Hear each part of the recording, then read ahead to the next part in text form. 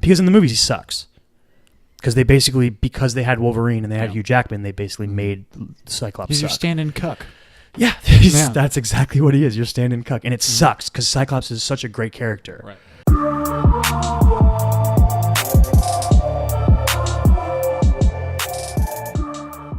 We in to the Chris and Kyle show. Are you tired at all? Am I tired? No, I'm good. I mean, I worked a long day today, but those fights were so fucking hyped that I feel good. I woke up early today, so I had to get all my work done because today was like my... Yeah, I heard you working this morning. Yeah. I was like, what's going on? Yeah. Then I went back to sleep. Today was my get shit done day while Kate's still here. Because she's still going to be here until Tuesday morning, Mm-hmm. but I have class Monday. tomorrow. I have like an info speech. Tomorrow? Tomorrow's Sunday. Yeah, that's what I'm at, Monday. So tomorrow you have all day off. Yeah. That's good. You can have a whole day. Exactly. Yeah, that's great. And plus, I was already trying to set aside time. Yeah. For today. Because for they this? wanted for the Magic game. For the Magic game. Yeah. Most importantly. Yeah, most importantly. Fuck this. Magic are way more important than this. I'm going to try to be quiet because it's late and I don't want our neighbor to be upset at us. Yeah. Yeah. So I'll try to behave myself. Which she most likely will. I mean, I think it's mostly your fault. Oh, it's absolutely my fault. Because she specifically mentioned being below the bedroom, and I was like, "That ain't me. I didn't say anything about it." No, it's me. But I was like, It's well, also sometimes I feel like if I'm sitting out in the living room with the fans on and watching a movie, I have to play the movie super loud to be able to hear it. Yeah. So I feel like that also probably could carry and be a part of the problem. No, but I get brooms to the ceiling. You do? Oh yeah. From what? Playing house too loud? No, it's never been that. I think one time I was playing. Were you 2K. yelling about 2K? I was playing 2K too loud. You were probably screaming. Huh? Just raging. Yeah, and I'm not going to talk about him. Yeah, that's what it is. All right, so do you want to start with what we literally just experienced, and work our way back through the day, a little bit? We're gonna go backwards. Yeah, why not? It's fresh on our minds. I mean, I don't. Sure, let's do that. Okay, whatever. Well, if you don't want to, we don't have to. No, we'll go backwards. So we're going to go all the way backwards. What we just saw was Max Holloway versus Dustin Poirier. Yeah, we just watched. We watched the last two fights. I have to say of UFC 236. I have to say the very top. No. Just let me do this. Yeah, dude. Explain yourself. Hats off to Dustin Poirier. I underestimated you. You scoffed at me. I did. I said Dustin Poirier has a legitimate chance of beating Max Holloway, and you scoffed at me. I didn't think that he had a chance. Can I interest you in running through Anthony Pettis, Eddie Alvarez? I eat my own words. You do. You eat your own words. I eat my own words. Justin Gaethje, 3 in a row. He'd beat all 3 of those dudes in a row going into that fight. I underestimated. He's made massive improvements. Yeah, dude. He's no longer a journeyman fighter. He is legit. Powerful striker. Yeah. That was a fun fight. Do you feel like it would have been a different situation if that fight was, still at 145? Yeah, Max would win. Yeah.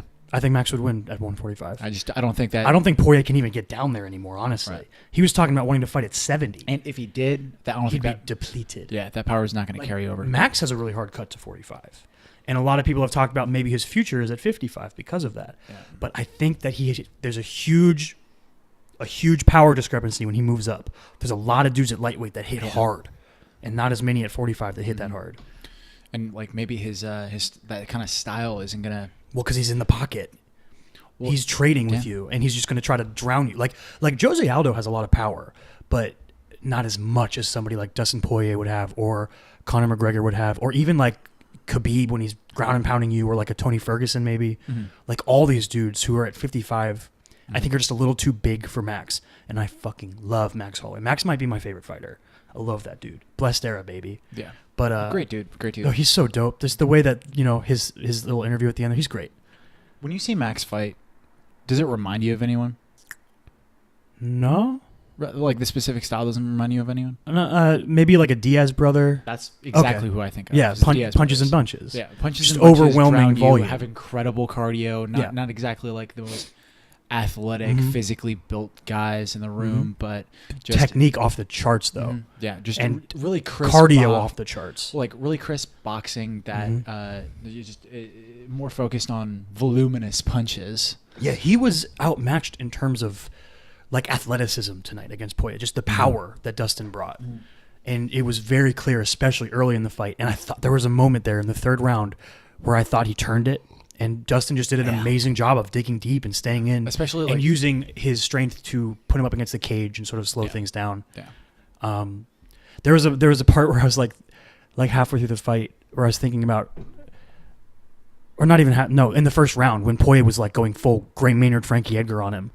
Where I was like, how is Max not going down? Like, how does he not fall to the mat? How does he not get knocked out? How is his chin so good? Yeah. And I was like, he's like Bruce Banner, where he's like, my secret is that I'm always angry, but my secret is that I'm always punch drunk. That's just how Max Holloway exists in a constant state of being loopy. So he just isn't like, when he gets rattled, it's like, oh, no, it's normal for me. Yeah, he reminds me a lot of the Diaz brothers. Yeah, it's such a different less Stockton style. Though. Yeah, a little less Stockton. Yeah, you take out the Stockton, you put in Hawaii. Put in Hawaii, yeah. Put in the pride of Hawaii. I'm gonna say it again. More people need to have the pride of wherever they're from in front of their name. It's so cool when Bruce Buffer says the pride of Hawaii. Maybe that's actually a case to not do it because it's so cool and unique when he does it for Max Holloway. Yeah, it makes me so hype. I'm like, that's so cool to be identified as that, the pride of Hawaii. Well, and and what other cities are you going to do that for? Or places are you going to do that for? Like, it's cool if it's like, I don't know. I mean, you could say a Diaz brother is a pride of Stockton. Both of them. But, like, Nick never fights anymore, so. I feel like it would be better if it was, like, the scum of Stockton, you know what I mean? Like, that, like they would appreciate that more. Yeah. The scalawag of Stockton? The scoundrel? Nah. Those are too playful, right? Yeah, it's always like too witty. Yeah. Just got to be grimy. Yeah, it's got to be grimy. But yeah, like what are the cities you going to do that for? Like the Hawaii's not a city, bro. It's a state. Well, okay, whatever. What other places are you going to do that for? I don't know. It would depend on each person individually. Like you could probably do it for like. Could you do the Pride of New Zealand for Israel Adesanya? I was going to say like the Pride of Cincinnati. Like I was like that's kind of dumb, but then I but it has a ring to it. Yo, Rich Franklin. They props on making the Hall of Fame. They showed that video. He fought out. He was from Cincinnati. They showed that in the Hall of Fame video. Rich Franklin's a fucking fascinating dude. He's so dope, dude. Fucking literal teacher by day, fighter by night. Joel Edgerton's character from Warrior is Rich Franklin in real life. It's insane. It's awesome. Rich Franklin is super dope. Yeah. Congrats on the Hall of Fame. It's well deserved. Yeah. Awesome for him. Yeah. Getting in the Hall of Fame. I'd forgotten about that Chuck Liddell fight, dude. That fight was amazing. Where he broke his hand in like the first round and then knocked him out with it. Oh, so badass. So cool. You want to talk about our collective boy, the last style bender? We both love this dude. Is it weird that I can be simultaneously disappointed kind of in Adesanya, but like also disappointed in and not disappointed at all in the actual fight itself? Does that make any sense? Are you disappointed because you thought he would piece Kelvin up? Okay, so Israel Adesanya just beat Kelvin Gastelum for the interim middleweight championship.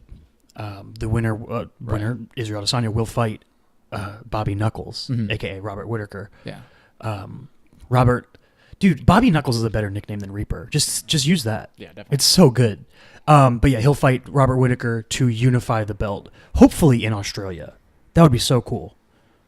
Anyway. They better. Okay, but... Is it because it was Kelvin and you were underestimating Kelvin? No, I'm not underestimating Kelvin. Kelvin's great, man. I understand that. Kelvin's great. I think that...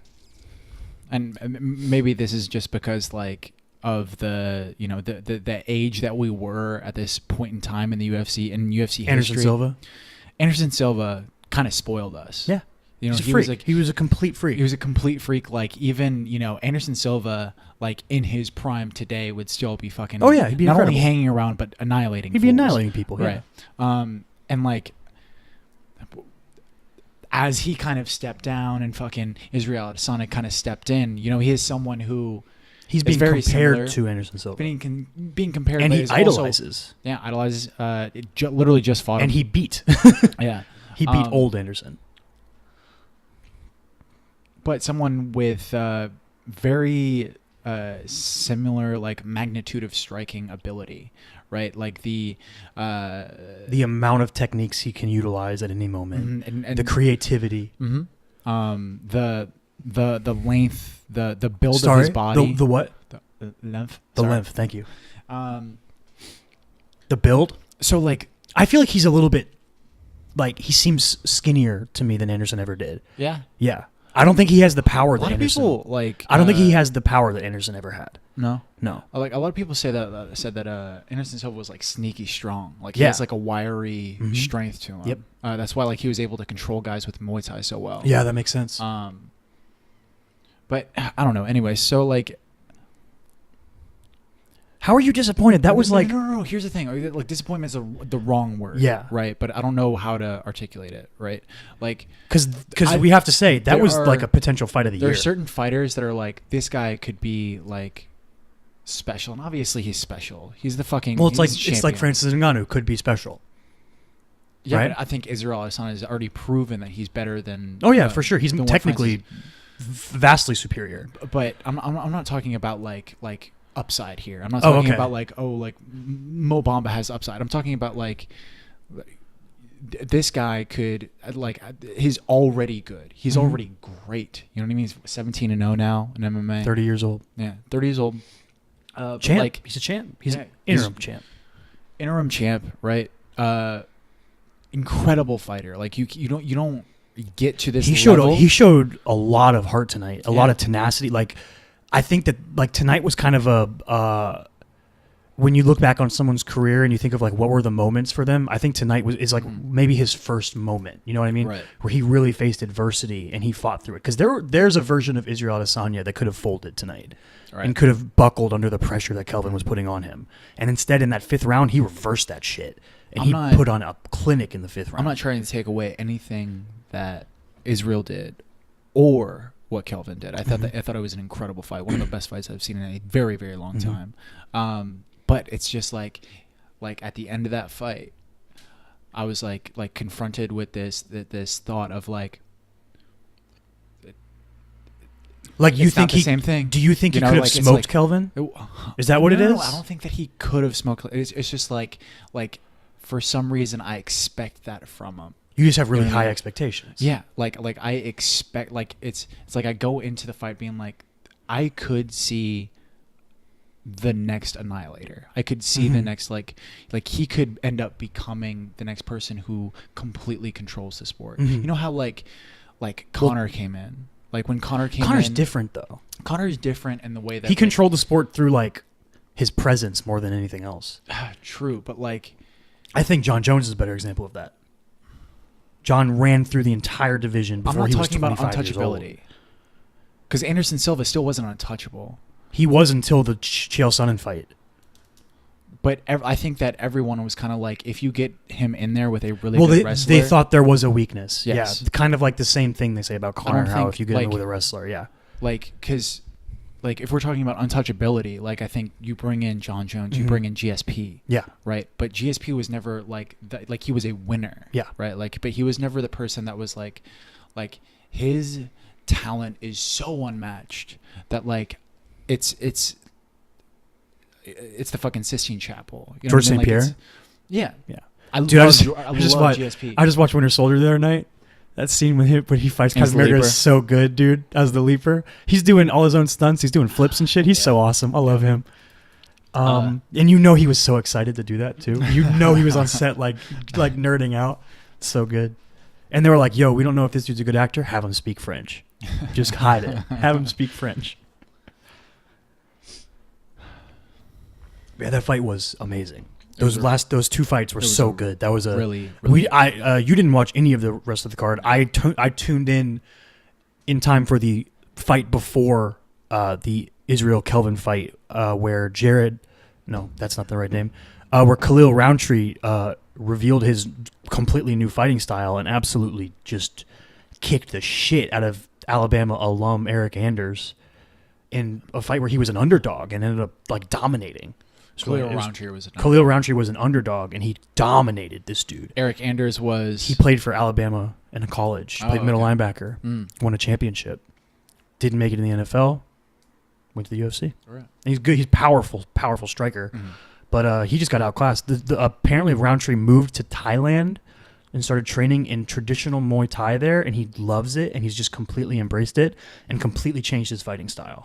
It's very interesting. And he kicked the hell out of Anders' lead leg throughout that fight. It was crazy.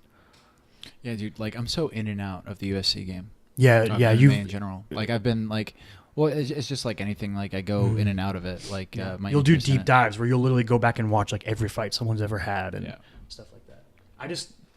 I think I'm with the UFC. I keep up with what's going on just basically through Twitter. It's how I do it with most sports. Just follow like guys like Ariel Helwani on Twitter, and I know what's going on. So even if I'm not watching every weekend, I usually catch at least the co-main and main event of all the pay-per-views, and then like main events of big cards. I'll try to catch them, and then like really good cards, I'll try to watch the whole thing when they're like insanely good cards. Like tonight, I looked earlier today to see if I was worried about missing any fights, and I was like, the only fights I really care about are the main event and the co-main event. Yeah. They didn't try to sneak in somebody as like the third or fourth on there or something. Yeah, same here. But yeah, some fucking dope fights there. But the reason that I'm probably like out of it, so like out of MMA. Well, you're so into NBA right now because I'm watching so much basketball. Yeah, but it makes sense. It's the season. That's the thing about MMA is that there's no season. It's just year round. So you can float in and out while other sports aren't at their peak. But we are at the peak of the NBA right now. Playoffs started today. Like, talking about, speaking of peaks, like not only peaks like of the season, you know, it being the postseason, but like this being the peak of an Orlando Magic fandom over the past 7 years. Yeah, dude. Yeah. The Magic snapped the longest postseason drought in the Eastern Conference by getting in as the 6th seed or the 7th seed? 7th seed? The Nets are the 6th seed. The Nets are the 6th seed. And against the 6th. Not only that, but they were one of 3 upsets in the first day of the playoffs. Yeah. The Nets beat the Sixers. Dude, Ben Simmons looked bad. Yeah. Bad. Yeah. Bad. Where was this Ben Simmons last season? When they were going against Miami. When he was going ham against Miami. Sorry about that, dude. God, what the fuck? Joel, in the first half, Joel looked hobbled. Because he was a game-time decision. They didn't know if he was playing until tip-off. He played well in the second half, though. Do you feel like this might be like a... sort of like a negative fallout? I mean, like, obviously, this is only game 1 of the first round, right? Like, so who knows what's going to happen with the Sixers? Like, it can obviously turn it around. Oh, yeah, they could be perfectly fine. It's a long series for a reason. Yeah. But do you feel like there's some negative fallout as far as, like, the idea of development of super teams and, like, obviously, like,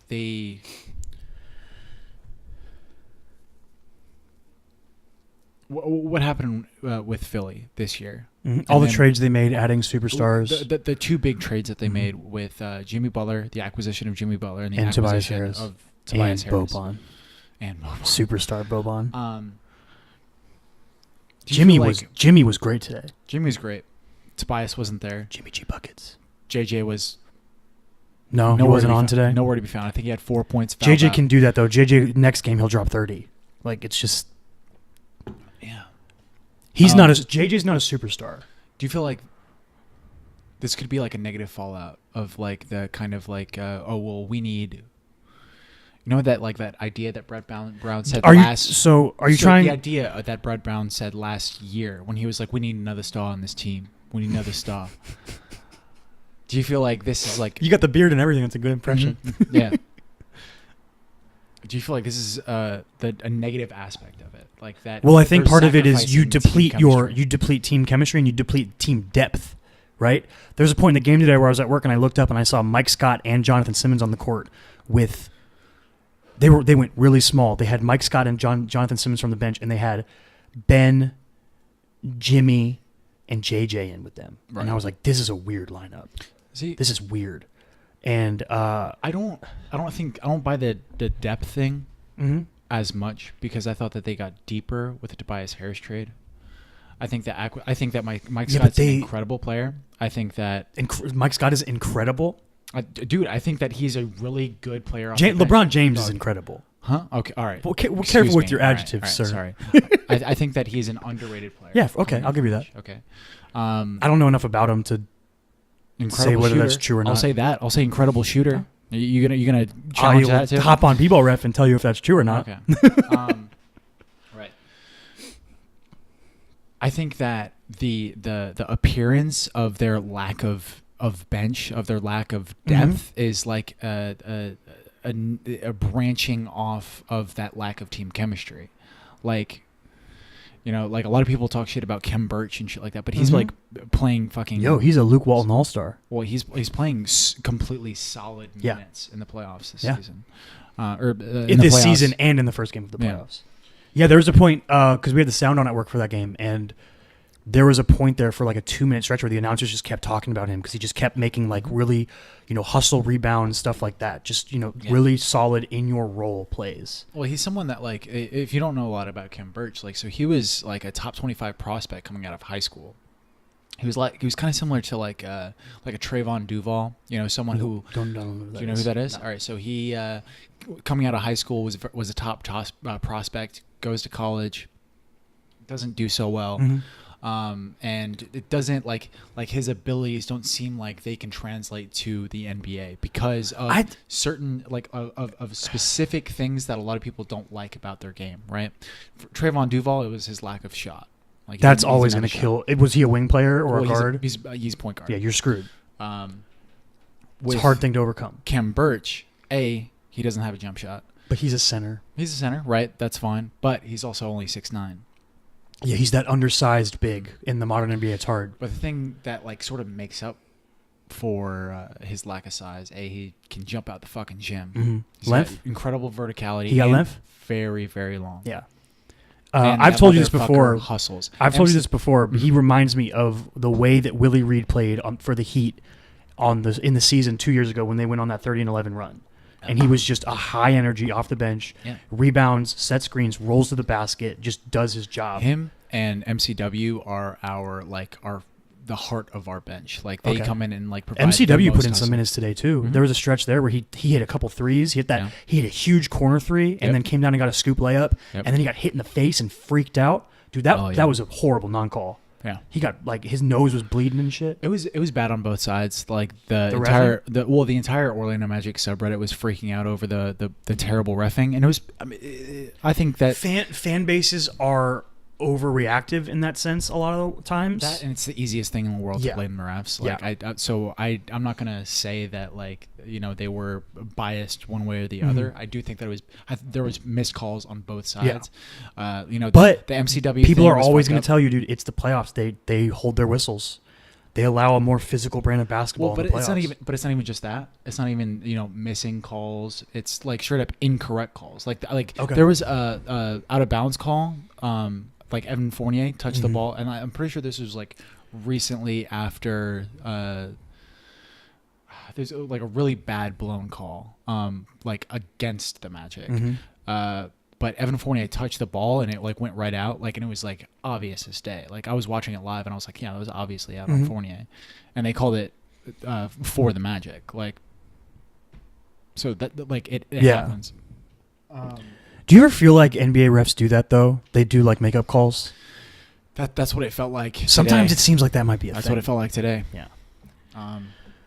Because I don't think that especially after MCW fucking got runs jacked at you, up. Runs at you fucking full court, and he's got blood pouring down his face.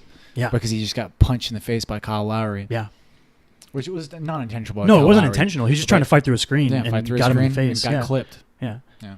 Yo, we've gone too long talking about this game and not mentioning DJ Augustine. Oh yeah. That dude balled out. Yeah. Game of his life. He was the fucking game hero of his today. life, dude. He was the fucking hero. That 3 to win the game, ballsy as hell. Hell yeah, dude. Well, and I've said this from the jump all season that fucking DJ Augustine doesn't get enough respect. I think that he's the most shit on part of our team, just because every time that you say that that anyone says oh well, Magic don't have a point guard, I like DJ Augustine, but not as a starting point guard. Yeah. Fucking that reflects on him. Yeah. That reflects on his ability. And I'm not even gonna go away from that take. I do think that for to be championship aspiration team, you probably don't want DJ as your starting point guard.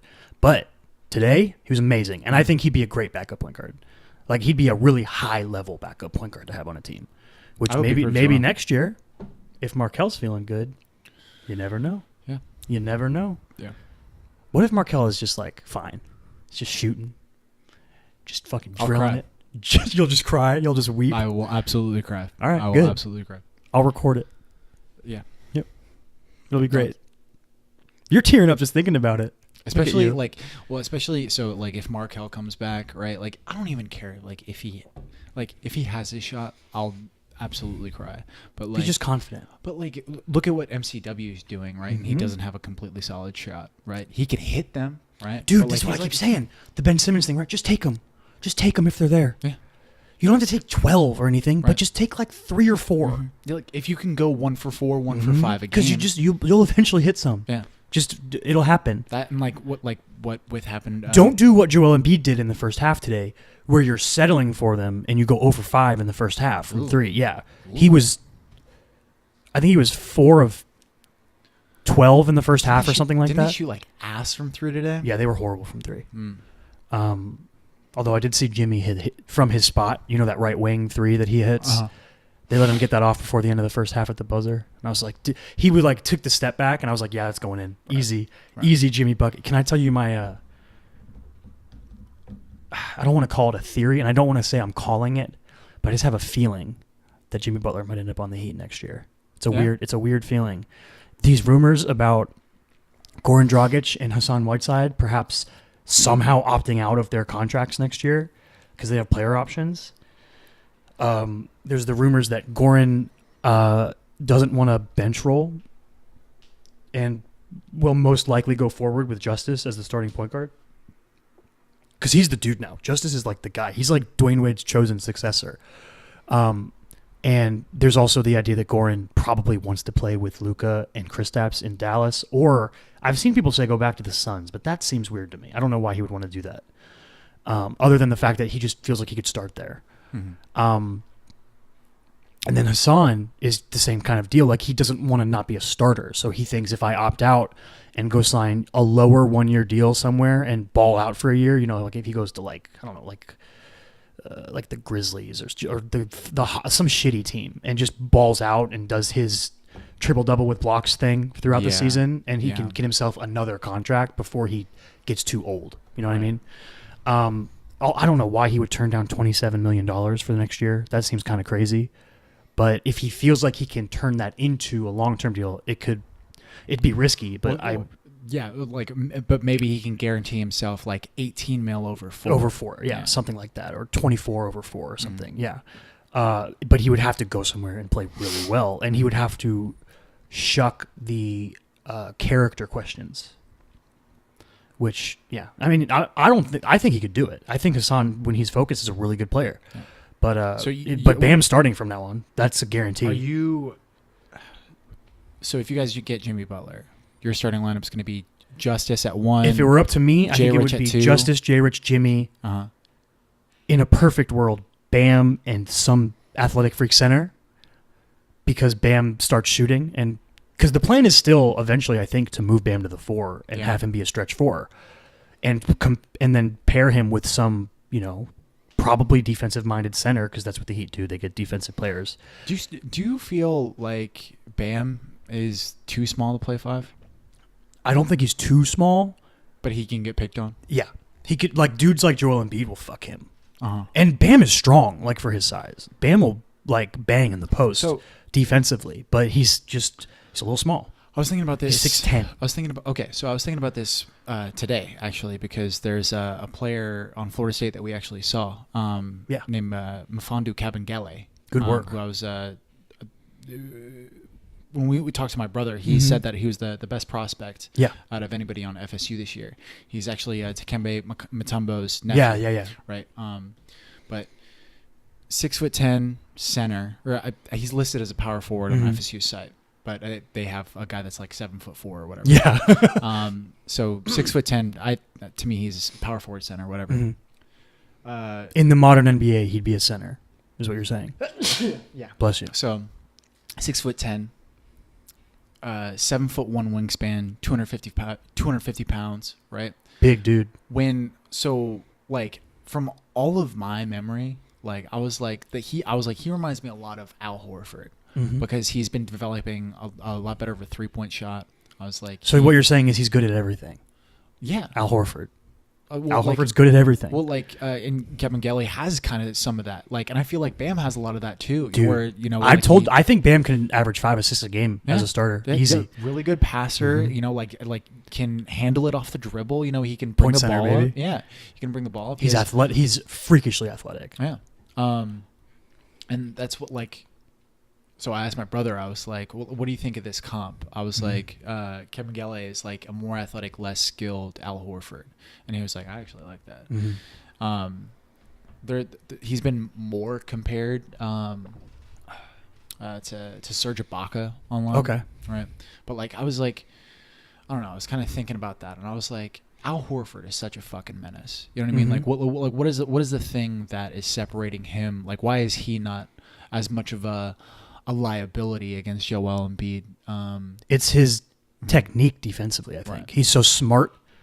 You think his defensive IQ is stupid high. He just knows where to be and when to be there and how to guard different. He's crazy because in one series he'll guard Joel Embiid primarily, right? And in the next he'll guard Giannis. He'll be the primary Giannis defender. Yeah. He can just guard, whatever you need him to. As long as you don't need him to go to the perimeter to guard shooters too much, he can guard anybody. But he can if he needs to in pinches. Yeah. If we can get a defensive freak kind of center, basically if Bam was 2 inches taller. Right. But if we could find someone to combine with Bam in the front court on defense, it'd be disgusting. Oh my god. I wonder if you guys can get a Jackson Hayes out of Texas.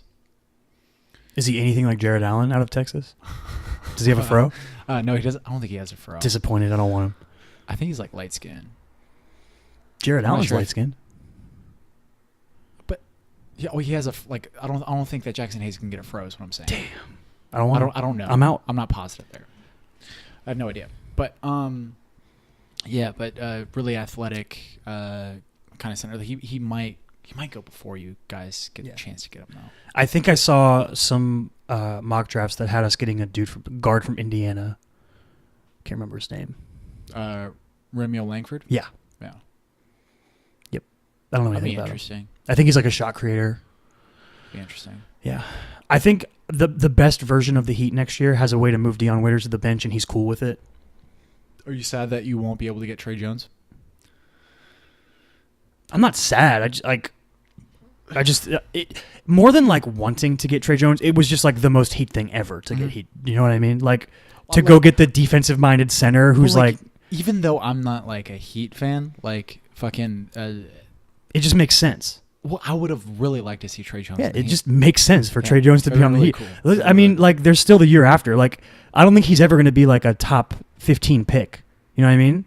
If he stays in Duke one more year and comes out and if we're in the middle of the pack or, early playoff team again, we could still end up with Trey Jones next year. It would make sense. Unless he gets he develops a really good shot. If he could shoot consistently, he could go a lot higher. But ask his brother how to shoot. Tyus shoots really well.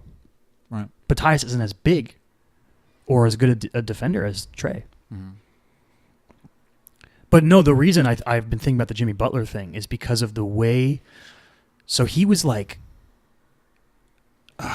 he's been very. I keep seeing him around D Wade, right? He was there was an after party after D Wade's last game, and Jimmy Butler was there.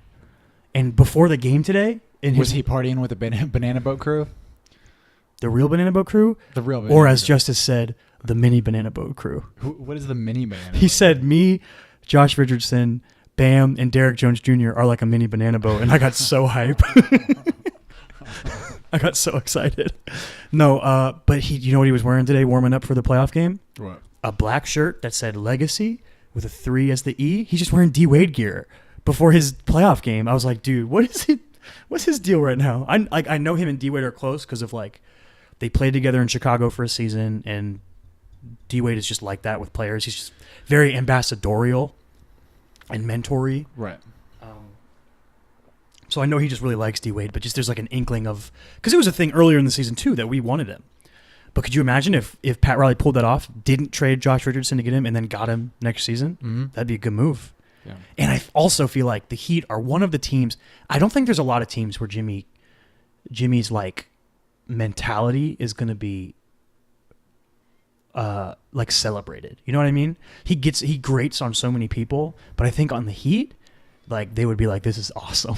Like we love this shit. They would just be so down with his like insanity. Mm-hmm. I could see that. Yeah. And I think Spo would know how to work with him. And obviously Pat Riley, like there's something about Pat where he can just be like, hey, you need to calm down. And people are like, yes, sir. As you say, sir. Be fun. I'd be into it. I feel like my Philly fandom has like sort of like it's depleted. Yeah, dude, you got Markel now. Because exactly. Because which is weird though, because you also love Ben Simmons and Joel Embiid. I really do. Yeah. I really do. Did I show you this? This dope ass wallpaper. So you're showing me It's like a cool depiction of Dwayne Wade in the Miami Vice jersey, the black one. Yeah, and he's holding like a fireball. He's holding like a fireball with the pink and blue colors, and he's wearing a chain that says 13th on it.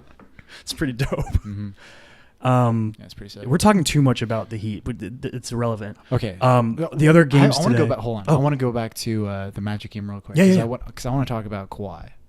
Okay. Right. So like. He was really good today. Early, at least. I couldn't pay attention to the whole game. There's certain players that like when they play against you, and they do things, you're like, you're not even mad. You're just so. I'm not even mad. I'm impressed. But is it like beyond impressed? You're just like, yep, that's what they do. Yeah, that's what they do. Like, I get that feeling with Kyrie a lot. Oh really? Yeah, with Kyrie a lot, because like Kyrie's the kind of player where I'm like. I'm kind of like fuck Kyrie, but at the same time, I also think Kyrie's incredible. You know what I mean? Well, I'm like, get out of here, Kyrie. Yeah. But like when he toasts you, you just kind of go, yep, that's, and like he does it in the most, like you can get Kyrie to take the worst shots and he just hits them. It's just so annoying. That was basically what happened with Kawhi today. Yeah. Like fucking Aaron Gordon played great defense on like, and so literally double for AG today. The way that Cliff is planning out this matchup on Who did Kawhi, they put on Kyle Lowry that he goose egged? DJ Augustine. Really? Wow. No, because like this past Raptors game. Well, Danny Green torched him. Yeah. Well, they tried to hide him, quote unquote, on Danny Green, and it did not work out well. And what they tried to do, what the Raptors tried to do this game was they tried to defensively put, like once DJ started popping off, I'm pretty sure in the beginning of the third quarter. Did they put Danny Green on him? They put Danny Green on him, so like to provide that kind of worked because he didn't really do much in the second half. Exactly. Until he hit the game winner. But not only that, but like it provided for a lot of cross matches, like when they're getting defensive rebounds because we're not hitting shots, right? Because like DJ wasn't getting his offense, Fucci wasn't doing much, right? So we stalled out there in the third quarter. And they were getting a lot of defensive rebounds, and they were pushing the pace. And when they're pushing the pace, they're getting a lot of cross matches where DJ's guarding Danny Green again. And he started hitting 3-pointers, and I was like, oh no, here it goes again. Dude, Siakam went off today. Yeah. Siakam's fucking good, man. Yeah, man. He's good. So, like, you know, it's like Jonathan Isaac can be Pascal Siakam. That's kind of the kind of player I feel like he could be. All right. So on Zach Lowe's podcast, he did like this series called 8.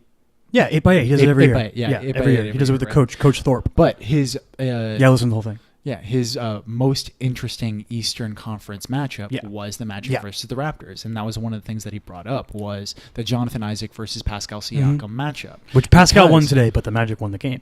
Yeah, Pascal won today, but Jonathan Isaac is won all of those matchups this entire season. Okay. He's been shutting him down this entire season. I think it's kind of interesting that the gripe on Aaron Gordon, whether or not it's true anymore, because I think this season he's kind of changed the narrative a bit about not being able to guard threes, right?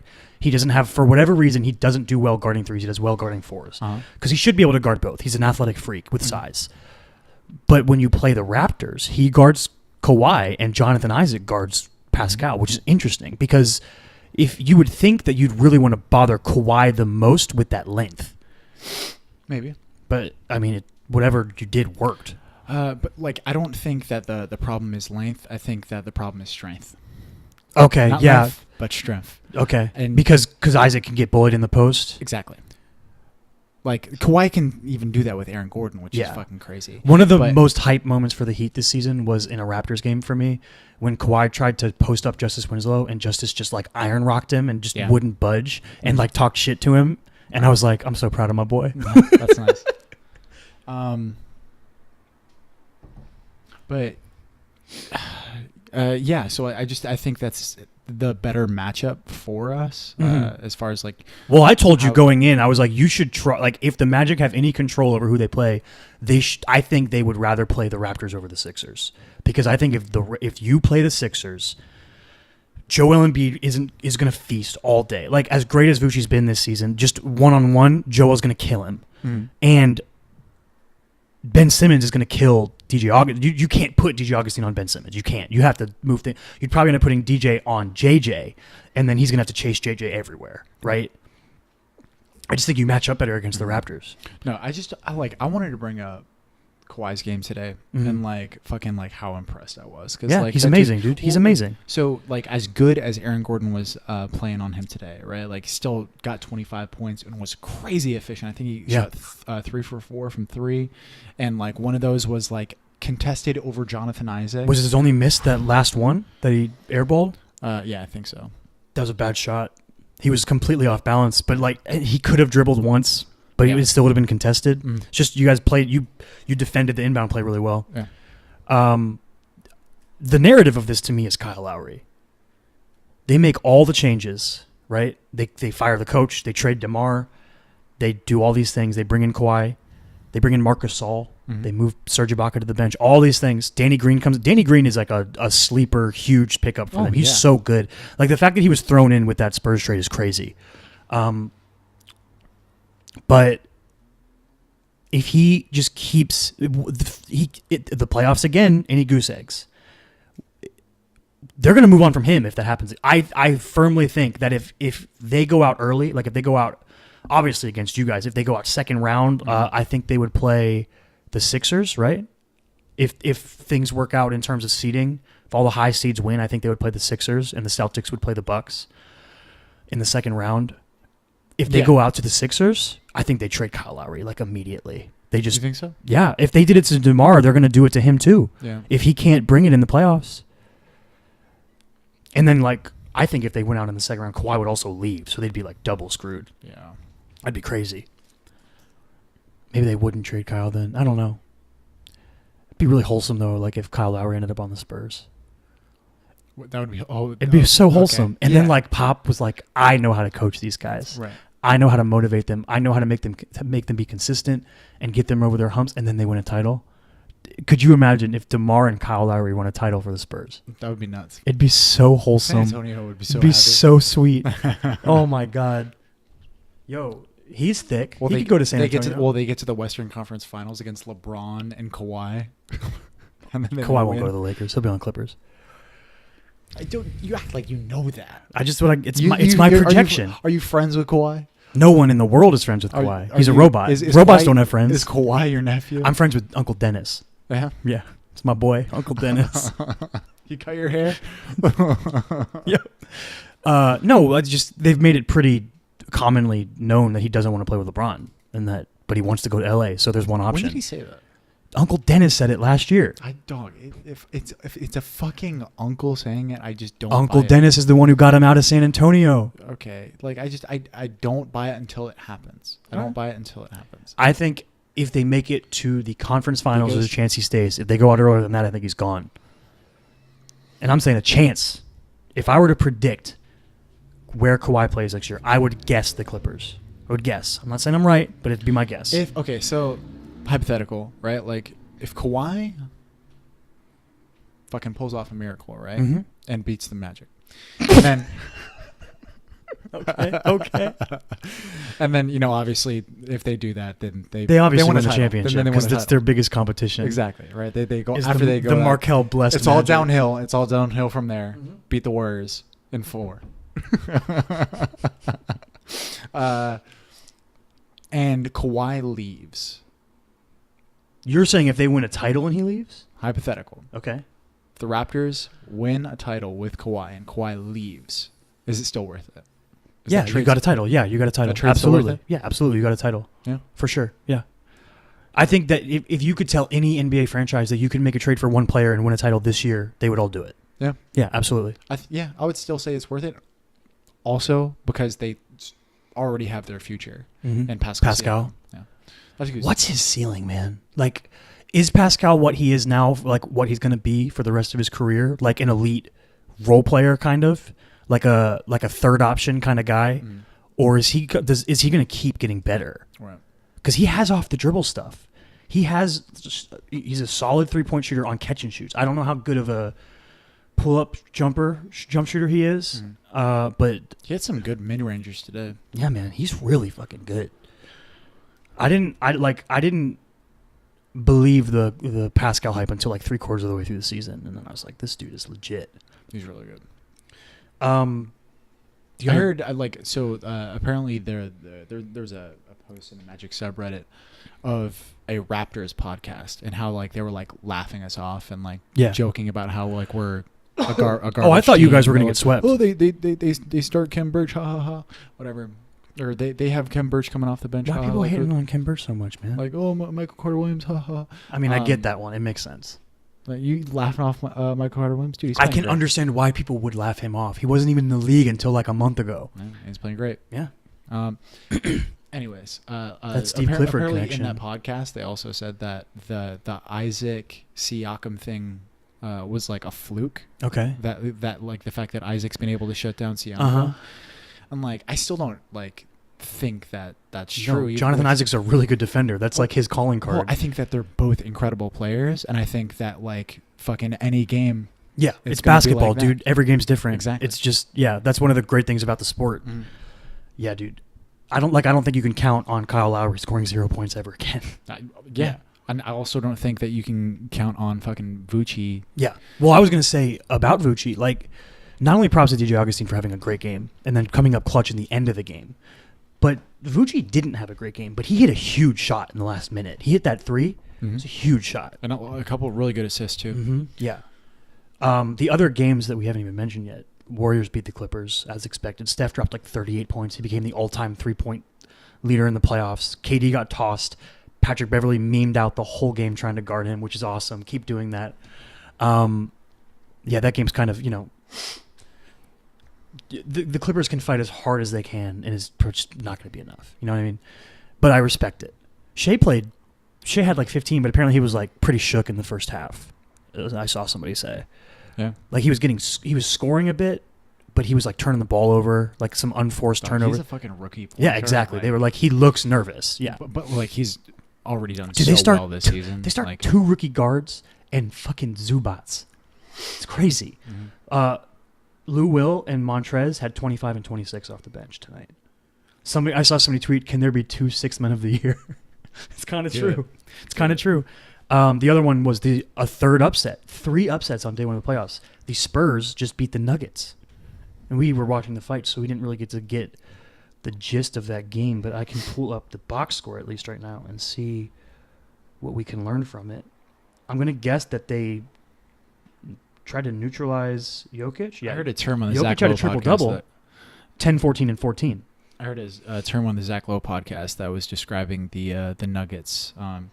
Zach Lowe wasn't describing the Nuggets as this, but he said that like a lot of people have coined them this, like that this is an idea in a lot of people's heads, that the idea of the Denver Nuggets being like a paper tiger. Yeah, makes sense.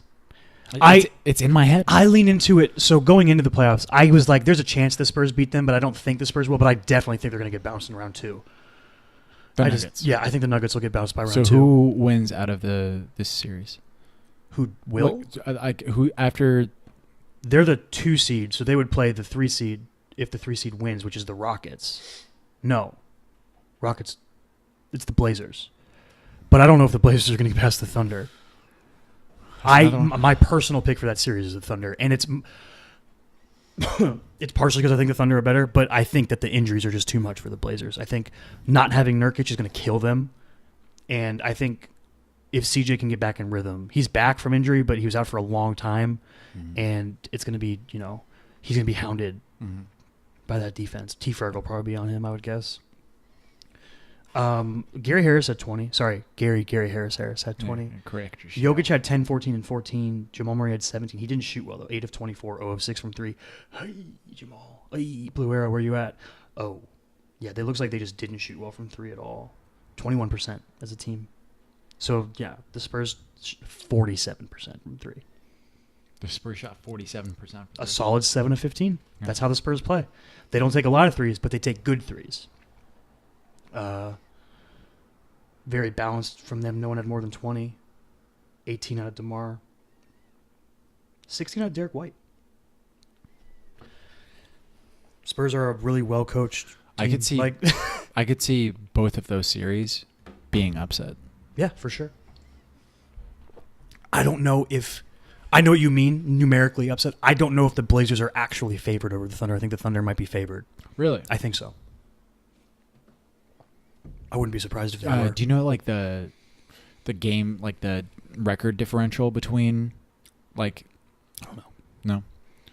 Because I know last year it was just some crazy small difference between the third seed and the No, I think the Blazers separated seed. themselves a little bit, like the top 4. The Warriors and Nuggets were the highest, and then there was a little space, and then it was the Blazers and Rockets, and then there was a little space, and then it was the rest. Right.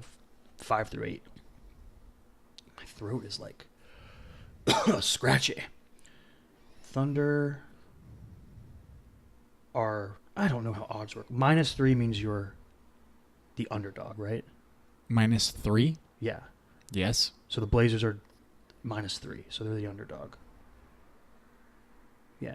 Wait, no. It's -3 means that you're favored. Okay, so the Blazers are favored in game 1, but it's at home, so. Yeah. Yeah. The records aren't here. Anyway, there's other basketball stuff that we haven't even talked about yet. What's that? Oh, wait, there's another UFC thing we haven't talked about, too. TJ. Yeah. Probably should speak on it. TJ Dillashaw, the bantamweight, right? Bantamweight champion. He got suspended for 2 years for EPO. Do you know what it stands for? No. Some kind of steroids. He popped on a test, and it was kind of a weird situation. He got out ahead of it. He basically was like, hey, we have been made aware that something came up in one of my tests, and I am going to relinquish my belt freely before anything's even over. And then a few weeks later, they came out and they were like, yeah, TJ tested positive for EPO. I don't know what that is. You know a little bit about it, but I don't know what it stands for. Right. And then he was like, yeah, I took it. He just admitted it. Do you think it was just a guilty conscience thing? The fact that he relinquished the belt early? Yes. I think he felt like if he got out ahead of it, he would have a chance down the road of redeeming his image. I think he feels like if he is as cooperative as possible and as apologetic and gracious as he can be throughout the whole process of the next 2 years, yeah, that when he comes back, he'll be able to win people back over. Mm-hmm. It's a bummer. And then it makes me think, what if he was on this stuff and he fought Cody both times? That'd be such a bummer. I don't know enough about EPO to understand how it influences your body. I just know from you watch some House. That's the least amount of where my knowledge comes from. At least about EPO. Everything else comes from House. Yeah. How to deal with people mostly. Oh, that's a horrible person to learn that from. No, he's a reverse barometer. That's how I do it. Oh, okay. You do the opposite of what House would do. Okay, exactly. That makes sense. So I kill people. Oh, okay. Yeah. you don't save them. Yeah. But yeah, I know that bikers use it a lot. Cyclists, you mean? Yeah. Yeah. Not motorcycle bikers. Harley guys. No. You said it thickens blood, and that helps with oxygenation. Yeah. So it based on hearing that, I would think that it would give you better stamina. Mm-hmm. which TJ is known for. This is Which is also weird because then you're like, why even bother? You have great stamina. You don't need that. Yeah, it's very disappointing. But like, he is also a dude who like embraced the snake idea, so I'm not surprised. You know what I mean? Like he was like, yeah, I know I'm a villain. Yeah, but no, like you literally, guys there's will like he had like a snake T-shirt. Like his last fight was like the Dillashaw shirt. He had a snake Yeah. on it. Like yeah, he completely embraced the iconography of a snake, which is always evil. No. Yeah. It's disappointing. Yep. I don't know. No, there's nothing else to say about it, but you know, it's part of the culture of the promotion now. They're not. There's no tolerance for it. If they catch you, they're gonna suspend you. If he gets caught again, right? That's out. Probably, because usually what happens is there's an appeals process, and then the fighter goes, "Oh, you know, here's what I took, here's creatine or whatever I was taking. You know, whatever protein supplements I'm on, which you're allowed to do." And then I think this was contaminated. And then they'll go through that and they'll test thousands of them to see if any are contaminated. And if they find out, then they'll lower the suspension. And they'll be like, okay, we believe that you didn't purposefully cheat and all these things. It's kind of like what John Jones went through and tons of other fighters. But in this case, he just didn't even try. He was like, no, I did it. So he got the full suspension. So I think maybe you are correct. If he does get caught again, it would be lifetime. It's like an indefinite ban, basically, they say, which could or could not be lifetime. Basically depends on if you're Brock Lesnar or not. Brock's going to come back and fight DC, and he's going to pop again, and he's going to be like, I don't care. I made so much money from this fight. I'll just, see you in 2 years. I'll fight again in 2 years. One fight. Stupid. Stop giving him those fights. Okay, all this NBA stuff. We're going to stop going in reverse and go through the week. Starting with your baffling reaction to Magic Johnson stepping down. Okay, You're the only person in the world who wasn't surprised by this. I don't know why. I think I get where you're coming from. Okay, so Magic Johnson, without telling his boss, quit his job as president of basketball operations for the Lakers. Just quit. He had like a 4-hour press conference where he talked to the media about it and seemed really happy. I'll give him that. I think I understand what you like. I understand that you get why Magic did it. Like I understand where Magic's coming from, and I understand like his reasoning and why he's going to be in a much better place personally. But I'm in the moment, the day of, I was still blown away by it. I was like, couldn't believe it because they've talked so much about this being the offseason that's important. This is when he's going to bring in a star for LeBron. All these things that they've talked about building the team, and he's best friends with Jeannie Buss. She's like a sister to him. They grew up together. Like all of these things. And then he was just like, nah, I'm out. Crazy. I don't know. Like it just doesn't surprise me in the NBA. Because the NBA is just so nuts that nothing can surprise you? The NBA is very nuts. Do you It's a remember soap opera, Doug, do you dude. remember when Billy Donovan was going to be a coach Yeah. for the Orlando Magic? Yeah. And then he was like, no, I changed my mind. Yeah. I'm going to go back to Florida. Yeah, I remember that. And I was like, Weird shit happens. I was like, yes. Weird Because he was shit a really happens. good coach at Florida. Michael Fultz is on our team. Like I don't the weird shit happens. That's true. I mean, it's a huge deal though. It is. I'm not, Like- but like I just it doesn't like it just doesn't. I don't find it shocking. So the fallout of that is Like that if DJ dunked on Ibaka next game, that'd you be know what I mean? crazy. That would be That'd shocking. be nuts, dude. You think he can get up like Derek White did in that highlight? I think Derek that, White got up on I that think dunk. that what you would have to do is like Terrence Ross would have to like boost him up somehow, right? Dude, if Terrence Or- Ross finished that dunk or- on Surge today, Or this is a close second option as far as probability. Jonathan Isaac prays his way. Like John the Baptist? He has the Lord. or no, wait, no, that's John Just put Collins. wings Judah. on St. Augustine. Okay, enough of this. Okay. Do they really call him St. Augustine? I just did. Oh, okay. I mean, it works with the theme. The fallout of Magic stepping down is that it delayed Luke Walton's firing by 2 days. But it happened. But it was apparently mutually exclusive, which I get it. If you were like to come up to me and you're like, hey, we're probably going to fire you, and then just didn't, and then you were like, hey, so what do you think about staying? And me, in my mind, I'm like, well, I could just go be the head coach of the Kings now. which fits their roster fits my style and my career arc much better than the Lakers one does. I think I'd rather go there. Also less pressure. It seems like it would be so much more fun. Yeah. You could watch Dragon Ball Z with De'Aaron Fox. You can hang out with Buddy Hield. Mm-hmm. I think he's going to be a really good coach there. Because it's weird. Even with all the struggles the Lakers went through this year, Luke Walton's still really respected as a coach around the league. Steve Kerr went to bat for him after he got fired. I don't know if you saw that video. He just they asked him out at a press conference, and he was like, Luke Walton is like one of the best people I know, and he's a great coach. And like he really went to bat for his guy, which is, it makes sense. He helped Steve Kerr a lot that year when he had all his back problems, and he coached all those games for them. And I think he's going to fit really well with the Grizzlies. And I think it fits the timeline really well. But I will say... With the Kings, you mean? Kings, yeah, sorry. Dave Yeager on the brain. Right. I was surprised they fired Dave Yeager, but it was kind of like a Vlade Divac. Is it Divac or Divac? I don't know. A Vlade power move. Like, he basically was like, they extended him. He's their president. And he was like, I have all the power. I have all the trust. Because 2 years ago, I said, if we don't show vast improvement in 2 years, I'll fucking quit. And what did they do? They're way better now than they were 2 years ago. Way more promising. So yeah, I'm excited to see how Luke Walton fits there. I think it'll be fun.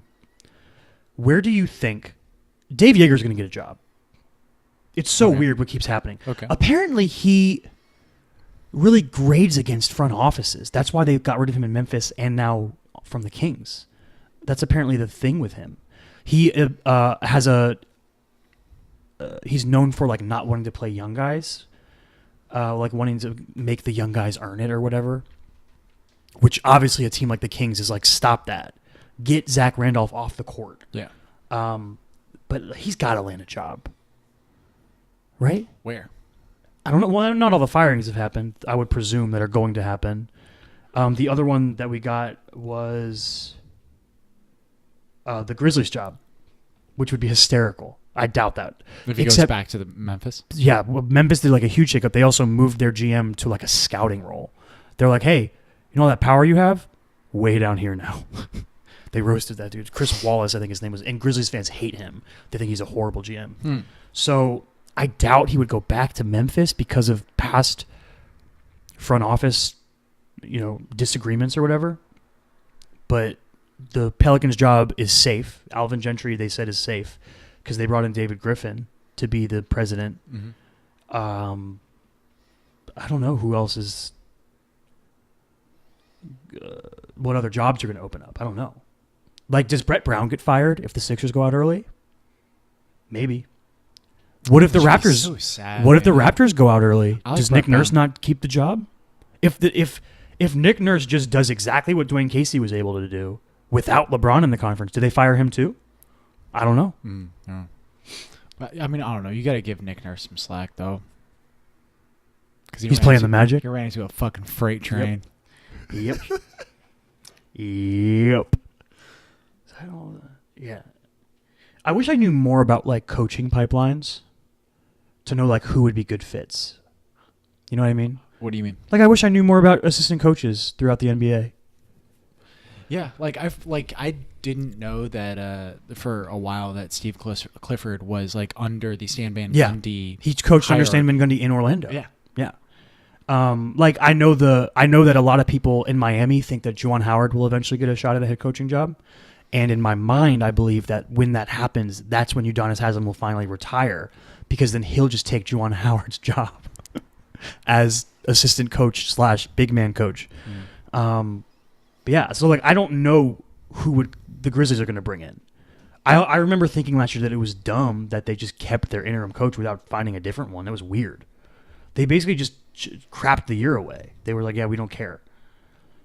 Just seems weird to me. Like at least like the Knicks, they went out and got David Fizdale, right? So they're like, we want him to start developing his culture and to see which players mesh with his, coaching style, and like kind of like the Kings went through with Dave Yeager in a weird way, but didn't work out for Dave Yeager. But I guess the Lakers' job is open. I don't know. Dave Yeager doesn't seem like the kind of coach LeBron would sign off on. Mm-hmm. Oh, almost dropped it. Ty Lue's probably gonna get that job. Like, yeah, I saw that they were. Ty Lue's gonna get that job, dude. Hey, man. So weird. Ty Lue made the decision in that one playoff game to not inbound the ball at half court and to get LeBron a head start to get the game-winning shot up. Against the Raptors? I think it might have been the Raptors. That was against the Raptors. That was Ty Lue's call. Mm-hmm. I think Ty Lue like gets shit on too much for being a LeBron pawn. That rhymed. I think Ty Lue knows he knows basketball. He's not an idiot. You mean a pawn in the LeBron-a-thon? Yeah, exactly. But there's just this thing that people get with LeBron where the puppet master thing is such a meme, right, that it's like, I'm not saying Ty Lue's a great coach, but I think he could be a coach. You know what I mean? He didn't have as glaring flaws as Jason Kidd, who's another person they're apparently considering for that job.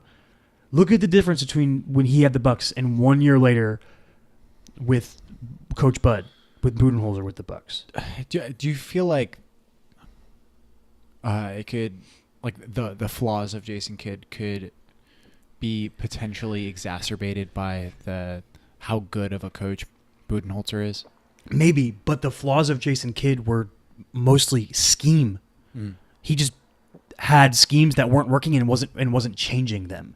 He had that super overly aggressive bracket defense that he ran that never worked. They kept giving up open corner threes constantly, and they wouldn't change anything. And then when Bud came in, they made a concerted effort to make the team even more built around Giannis. They went out and got Brook Lopez and traded for Niko Mirotic. Like, they made even more moves to be like, Ilyasova. yeah, it was like Giannis and 5 shooters at all times, or 4 shooters all the time, and it's worked beautifully. But I just think that, one, I think Bud is just a vastly superior coach, and 2, I don't think Jason Kidd is a very good coach. Also, Jason Kidd is apparently a super shitty person. He has all these really bad history with like domestic violence and shit that just never gets brought up with him, which weirds me out. But yeah, I think Ty Lue will probably end up coaching the Lakers. I've seen Monty Williams mentioned, but I don't know anything about him. I've also seen Byron Scott mentioned. He's that dude that's on ESPN that seems angry all the time, but he won Coach of the Year before. Where do you want Kawhi to go? The Clippers. Do you want Kawhi to go to the Clippers? I think it'd be fun. We're here. We could go watch him. That's cool. I also have I kind of really like that the Clippers are punking the Lakers. I think it's fun. You know? Yeah. It's like a fun thing. Like, there's something about, because I'm not like a NBA purist of history, where I have this pedestal that I put like the Lakers and the Celtics on, because I didn't start following basketball until, much later. Like, I didn't even follow basketball during the Kobe era, really. So to me, the Lakers just suck, mostly. Like, I started following basketball at the tail end of Kobe's career.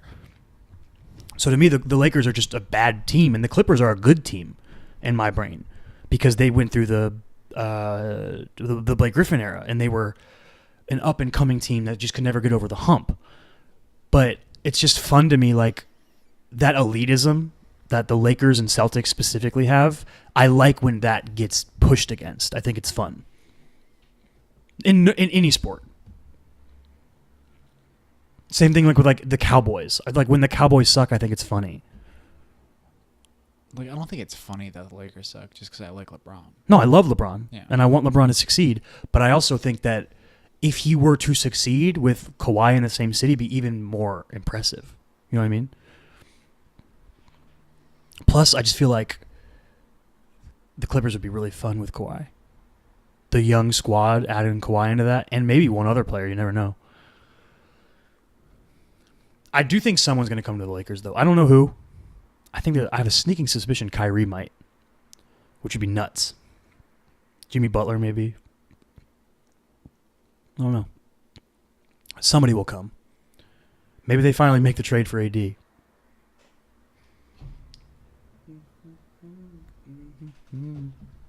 look skeptical. Klay Thompson.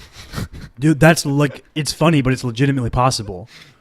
I would love to see Klay and LeBron together. Like, dude, what a guy to put nasty. What a guy to Clay's put the perfect LeBron teammate. Perfect. Oh, yeah. It would be awesome to see them play with each other. Whatever. Yeah, that'd be really cool. But that's what All-Star games are for. But yeah, ain't no way that's gonna happen. Yeah.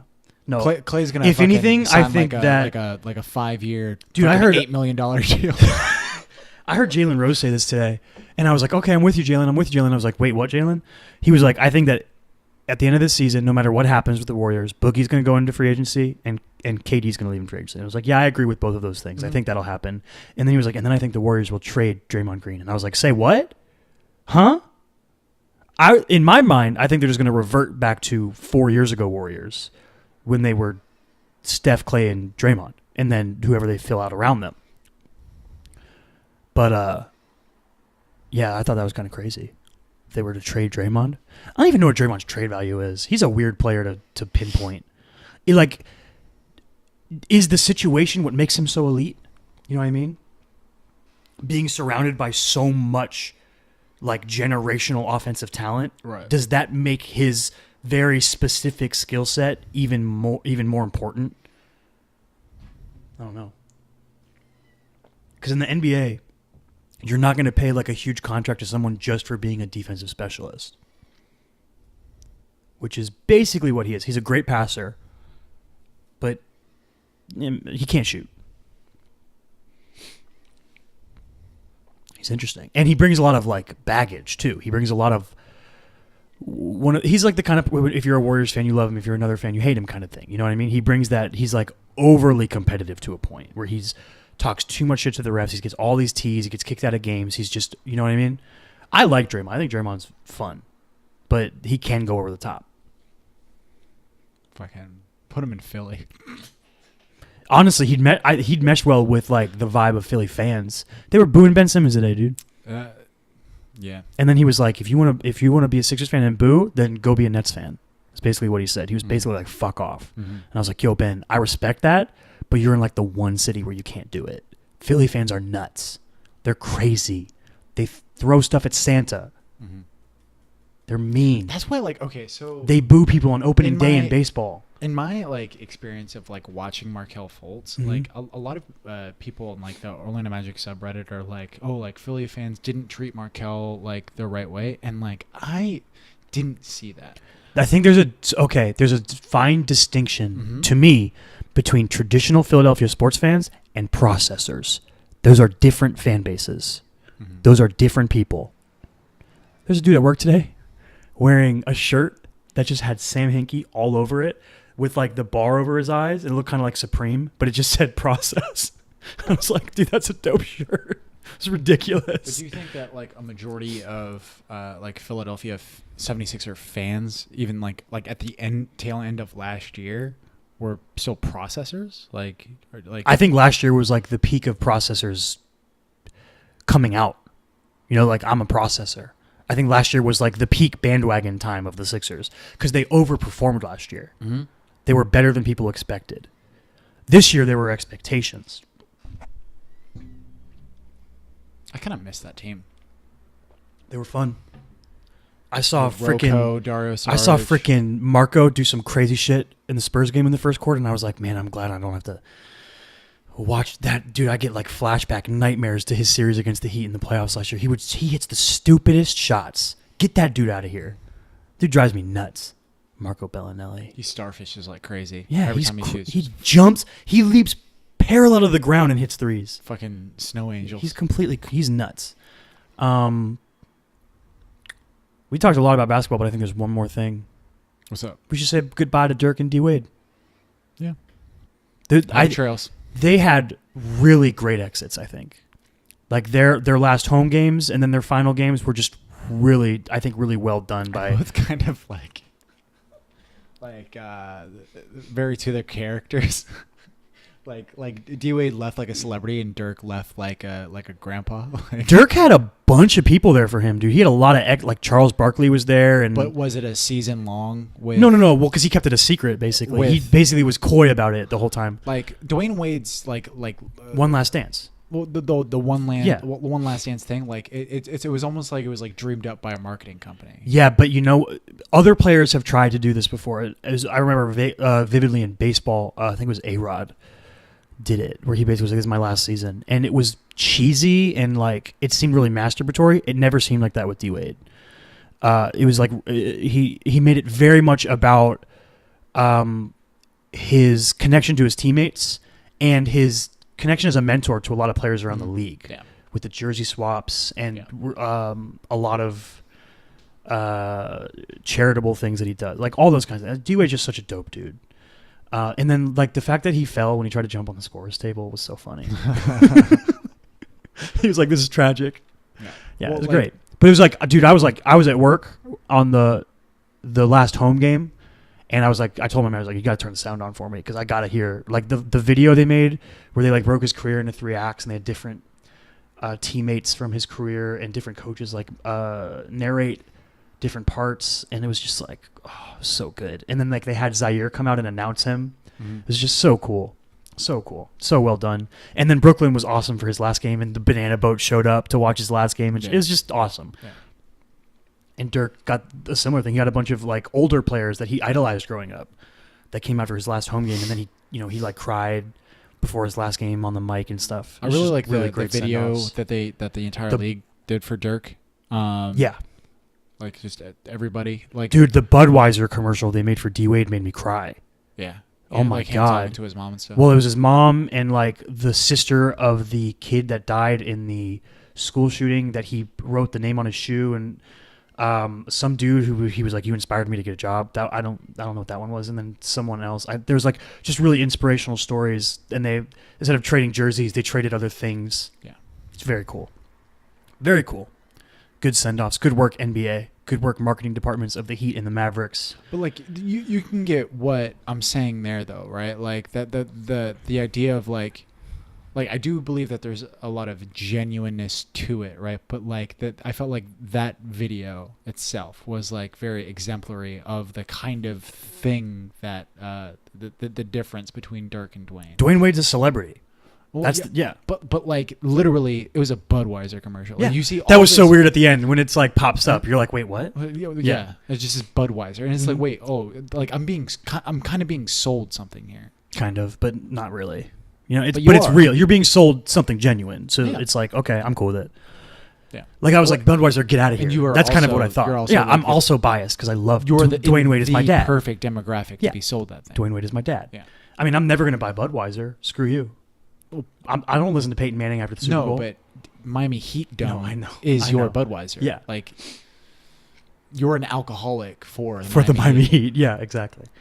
But yeah, it was just, I thought both were really well done, and obviously both had distinguished and great careers and are great ambassadors of basketball. I heard a lot of people debating throughout the week about who had a better career, and I thought it was just really interesting about who was a better player. Like, to me, I think you could argue that maybe Dirk was more important to basketball. I heard people make this argument. I was like, that might be true because of the way he changed the perception of European players and shooters, bigs that shoot, right?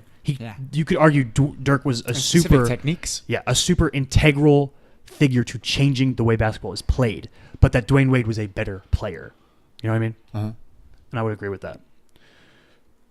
Who had a better career? I don't know. They both had great fucking careers. D-Wade did win 3 titles, but Dirk won an MVP. Yeah. They both made tons of All-Star and All-NBA teams. I agree, though, that neither are as good as Paul Pierce. Dude, fuck Paul Pierce. Stop. Dude, ESPN, get him off TV. He's bad. He's just bad, man. He's bad. Most ex-players are usually pretty good. Even the ones that aren't great, like that you put on ESPN and TNT is what I'm thinking of specifically. Mm-hmm. That do the halftime shows. Paul Pierce is bad. When they got Jalen's solid. Chauncey Billups, I think, is really good. Mm-hmm. I like Chauncey. Chauncey's actually, he called, which game did he call today? The second game. Was it your game? Chauncey called one of the games today. I didn't watch it on ESPN. I watched it on Fox Sports Network. Oh, they did that? Oh, that's weird. Chauncey called one of the games. My boy Jeff Turner. Oh, that's right. They still let local affiliates do round 1 games, I think. Anyway, Chauncey called one of the games, and he was really good. DB obviously called the Nets game. DB is the best. Mm-hmm. Doris Burke's amazing. But yeah, Chauncey was really good as a color commentator. But he's also really good on like the desk on the halftime shows. But Paul Pierce is not. He he just says ridiculous shit, and it's usually when they bring him into the conversation. They ask him to compare himself to anybody, or you can tell who he's salty about. Like whenever they talk about LeBron James, you can tell he hates LeBron. and it's like really transparent. But then at the same time, he also is like the least fun person. He can't get in on the jokes. Like the thing that makes the TNT crew so great is that just chemistry they have and how much fun they have. He can't have fun. Yeah. It just kind of sucks the fun out of the process. And even like when the TNT crew is like kind of getting into each other and they're being serious, it's still hilarious. Yeah, it's still great. Like when Shaq and Charles are like actually arguing with each other, it's still they're good. Pissed off at each other because they know how to push each other's buttons. It's still funny as shit. Yeah. One of my favorite things in TNT is when Chuck breaks Shaq and Shaq is just losing his mind laughing, and then he keeps asking Chuck a question to get him to repeat the punchline. Yeah. Hey, Chuck, what'd you say about San Antonio women? And Chuck will be like, they're thick women. And Shaq just keeps laughing. And he keeps saying, trying to get him to say it again. It kills me. Oh my God. They're so good. I like, not to disparage Kenny Smith, but I never want him to get an NBA job because he's been like linked to like front office jobs. And I'm like, no, don't hire Kenny Smith. Don't take him away from the TNT crew. Mm-hmm. It's too good. Mm-hmm. Although I would make the argument that you could slide Richard Jefferson in if somebody left. And I think Richard Jefferson could fit in really well. He's really good. I like Richard Jefferson. Yeah, he's great. Okay, you want to talk about things that aren't sports? Yeah. It's only two. There's 2 trailers. You might have heard about them. Maybe. So Disney had a huge week. I don't know how much you saw about the Disney Plus stuff. Dude, no. Disney Plus is going to be lit. Okay, explain to me why. $6.99 a month. That's where I'm going to start. It's like half the price of Netflix. They're going for the jugular, dude. Is that half the price of Netflix? Netflix is like $12 now, something like that. Yeah, I don't pay for Netflix. Yeah. Oh, okay, cool. Yeah, Netflix has gone up a couple times. It's cool. They're like, apparently their goal is to like run other streamers out of business, as Disney is wont to do. Disney is very good at hostile takeovers. Or no, not hostile. What's the opposite of hostile? I mean, how is that not hostile? Well, no, I just feel like they just kind of buy stuff. Is that hostile? I don't know. Like I don't know how business works. No, but yeah, they said that their like business approach and their projections, they're like, we don't think that we'll make any money on the streaming service until 2024. And that's kind of, they're cool with it. Which it's Disney. They make so much money, they probably don't care. But day one, all of what they're calling like Disney Classic is going to be available. So all the old movies, all the old animated movies and stuff like that. Old Rolodex of like Disney Channel shows and stuff like that, which is kind of weird. Like old DComs. Are DComs going to be on there? Oh my God. Could we watch the 13th year? What? Disney Channel original movies? I don't know if those are going to be on there or not. That would be fucking dope. Here's a weird one. All of The Simpsons, because they own Fox now. Huh. So anything from Fox is going to be on there. Old Fox movies and stuff. They're going to have all of Star Wars, every Star Wars movie available. They're going to put all the Marvel movies on there. All Pixar, the entire Pixar catalog is going to be on there. On day one, there is going to be The Mandalorian, all of it available day one, the new Star Wars show.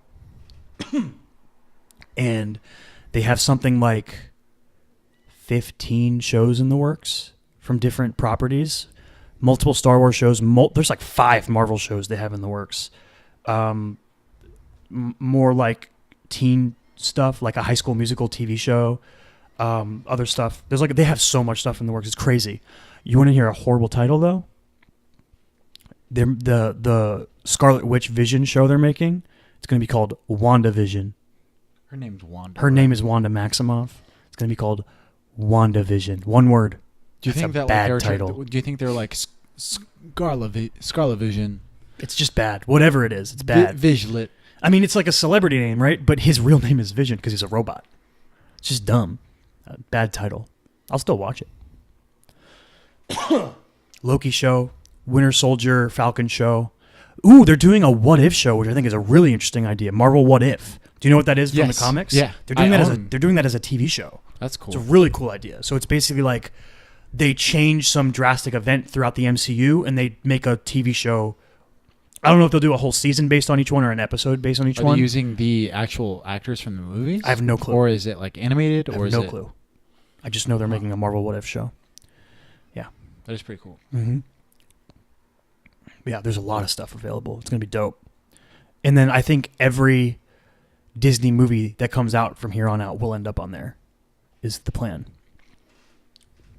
So yeah, that was like they had some event this week where they announced they had like a big shareholder thing and they announced all their stuff. And they also released 2 trailers, the first of which was Lion King. What did you think of the Lion King trailer? This is the first official trailer. They had a teaser before, I believe. Yeah. I loved it, dude. It's so good. This movie, I think this trailer is like almost shot for shot the Lion King trailer. Mm-hmm. There's like a side by side that you can watch. But it looks it's beautiful. Yeah. The CG is incredible. Yeah. There's like little things, like there's a point where like, do you see when like Scar's ear twitches? Mm-hmm. Oh, it's so cool. But like right after I watched it, I was like, A, the CGI looks great. Mm-hmm. B, I was like, this could be a complete shot for shot remake. Man, you love it. And I'd be completely I'd be down. I'd be down, dude. There is something that we both kind of talked about a little bit. So it's nothing against Chiwetel Ejiofor. He's great. He's a fantastic actor. He's an amazing voice. He's just not Jeremy Irons. True. He doesn't have that. Is it gravitas that Jeremy Irons' voice has? It's something like that. Whatever it is. It's just a little different. He doesn't sound as evil. I also don't think that it's as much that, but like also like when you hear. Well, it's also contrasted with hearing James Earl Jones, so we have that familiarity, and then the difference. It's kind of weird. But it's like it's almost like you know when you hear about Will Smith doing the genie. No. Oh. Possibly being casted for The Matrix. You know what I mean? Mm-hmm. You play that what if. You're like, yeah, man, like. What kind of movie would that have been? Yeah, what kind of movie would that have been? Completely different movie. Oh, yeah, but you're like your immediate reaction is like, ugh, like I wouldn't want to see that. You know what I mean? That like I would. I disagree about that specific point. I'd still watch that. You'd still watch it, right? Yeah. But like a lot of people I'd be are interested to see what. I know, like it was it's perfect. It's the way perfect that the way it it is. Yeah. But it's perfect the way that it is because that's the way that you saw it originally, right? Yeah. Like maybe if Chiwetel was like the original Scar, voice, maybe like it wouldn't be as jarring. Perhaps. Because and again, when you're it's seeing, not that Chiwetel isn't good. He sounds fine. He sounds great.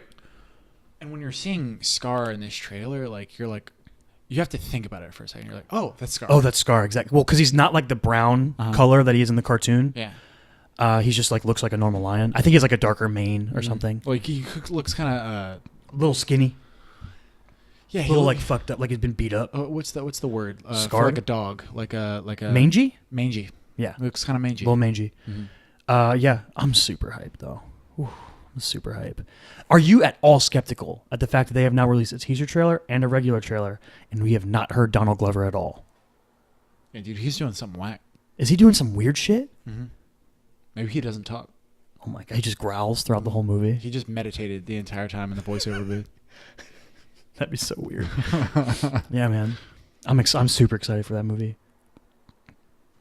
Or he sings the entire time. So I heard this is I think it was a Matt Colville video I was watching, and he was talking about somebody that was like he does these things sometimes where he just hops on Twitch and he just like plays video games and answers questions, and somebody asked him about the Disney remakes and what he thought about them, and he had a really interesting response that I think a lot of people like to jump on the circle jerk idea that all remakes are cash grabs, remakes are bad.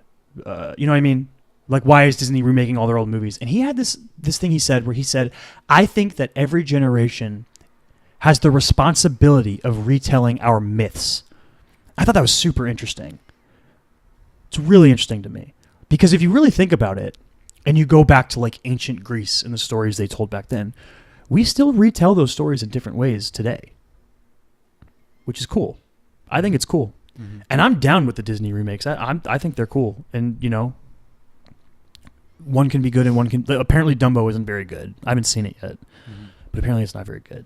But that doesn't hinder my hype level for Lion King at all. And it's also like a lot of the people that are going to be cynical about them. It's like, well, you've already had it. Yeah, exactly. This isn't for you. It's for the next generation. Yeah. But also, like, it's Lion King, so I feel like it's for me. I love Lion King so much. It's like, but can you, like, throw as many things into one packaged like for me specific. Like, oh, we're gonna make a CG Lion King, and I'm like, that's gonna look dope. Like Jungle King was really good. And they're like, yeah, Jon Favreau is doing it, and I was like, what did I say? You said Jungle King. Jungle King. crossover. Yeah, Jungle Book was really good, and they were like, yeah, Jon Favreau's going to do this one too. I'm like, oh, dope. Jon Favreau seems to be... Shere Khan and Scar team up. Yeah, to take Pride Rock and Mowgli, kill Mowgli? Mowgli and sacrifice Mowgli on Pride Rock. Did he? Why are you immediately getting rid of Mowgli? Because Shere Khan wants to kill him. But you don't immediately get. You got to have a. No, I'm telling you. Mowgli that's and Simba. No, I'm telling you that's their plan. Oh, the evil plan is to sacrifice Mowgli on Pride Rock, and obviously Mowgli, when he's running away with Baloo and Bagheera, they stumble upon Timon, Pumbaa, and Simba, and they become friends. It's like a weird Full House situation.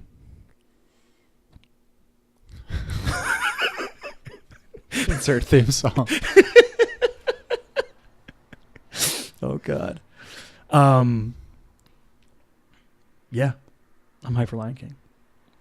But no, I was saying like you're like, oh yeah, you're making Lion King. I'm like dope, and then you're like, oh yeah, Donald Glover's, and I'm like, okay, I'm 100% sold. Like that's for me. Yeah, and then look at all of these other castings that we have. This is amazing. Yeah. Yo, props to Seth Rogen and Billy Eichner for the stinger at the end of the trailer. Billy Eichner sounds like Nathan Lane singing a little bit. I hope that they really have a scene where they emphasize Seth Rogen's laugh. Do you feel like they kind of like stayed away from the like? I feel like I didn't see a lot of the mouths moving. There isn't much mouth moving. I've seen some different takes on it. A lot of people think that maybe it's just not done, or they might not really do it as much. Like in Jungle Book they did it, but it's not really emphasized. If I remember correctly, it's more subtle because it can look really weird if you do it bad. Kind of like the other Jungle Book movie. Mowgli something. Maybe just Mowgli. The one thing that I did see that I thought was really funny was like, you can't do expressions as evocatively as you can do in animation with CG because it would look weird. And somebody was like, man, that's a bummer. We'll never get the look from Nala. And you know exactly which look that is. When she gives him with the doomy eyes, you can't get that in CG. She's down by the river, Elton John singing. Yep. Yeah, man. Can you feel like why she's by the river tonight? She thirsty. She wants the D. Oh, I love Lion King. I gotta watch it again. The other trailer, Star Wars, first teaser for Star Wars Episode 9 coming Christmas. Titled. Have you read any like theories? No, I stay away from that shit. Yeah. Like the thing is, every movie that's come out in the new trilogy, right? People are always like, "Yo, what the fuck? This is not what we expected." Mm-hmm. So I just don't care. I'm down for the ride. I like these movies a lot. I think there are maybe things in them that aren't the strongest. Specifically, like the weak explanation of Rey's power in the first movie, where she basically goes, "The Force, now I'm strong," and she like knows how to Jedi mind trick people without ever learning. It's just little things. And then the second movie, I thought the Finn Rose subplot was kind of weak. I don't hate Rose by any stretch of the imagination. I'm not like one of those crazy people on Instagram that made her delete her Instagram and her evil. I think she's fine in the movie. I think she's good. I just that plot line I thought was kind of weak. But I really like the movies, and Kylo Ren is my personal favorite Star Wars character throughout all of Star Wars. I think he's fascinating. But yeah, it's called Rise of Skywalker, which I think is a bad title. I'll say it. I don't think it's a good title. Why not? I just think it's kind of a mouthful and dumb sounding. Like when you think of the original trilogy, right? Those titles are like dope, right? Return of the Jedi. It just sounds cool. But Rise of Skywalker, like, it's just weird. It's a name. And you're like purposefully like fucking with us with that title. You're like, ooh, make your theories. Who do you think we're talking about? You know what I mean? Mm-hmm. I don't vibe with it. You feel like it's too kind of ham-handed? A little bit. Yeah. And then also, I think that entire trailer is a little bit of that. Like, I've seen people on the internet that are like, "How the fuck is the Emperor still alive?" Because he laughs at the end of the trailer. And I'm like, that doesn't mean he's alive. Why are you buying into their bullshit? Like, they're selling you nostalgia to trick you into like they know we're going to be hyped no matter what they put out. They're just trying to give you the member berries by putting the Emperor's laugh at the end. He could very easily be a Force ghost, or it could be a memory like Rey had in the first movie. Like, there's so many reasons his laugh could be in this movie. Yeah. Or a hologram. A hologram. The fact that Luke is doing voiceover, he obviously is going to be a Force ghost. Like, there's no reason for him not to be a Force ghost in this movie. Like, people overreact to things so hardcore to me. There's some dope looking shit in this trailer, though. That's the opening shot of Rey flipping over that It's pretty fun. ship is awesome. It's pretty cool. So cool. There's Mad Max Poe Road. There's a new baby droid. Although I think it's just Disney. Disney just has a way of making trailers for their big things that don't tell you anything about the movie and get you hyped for it. It's cool. They're really good at it. What's your hype level for Star Wars? 7. 7 out of 10? 7 out of 10. What was your hype level for Star Wars after the first one of this trilogy?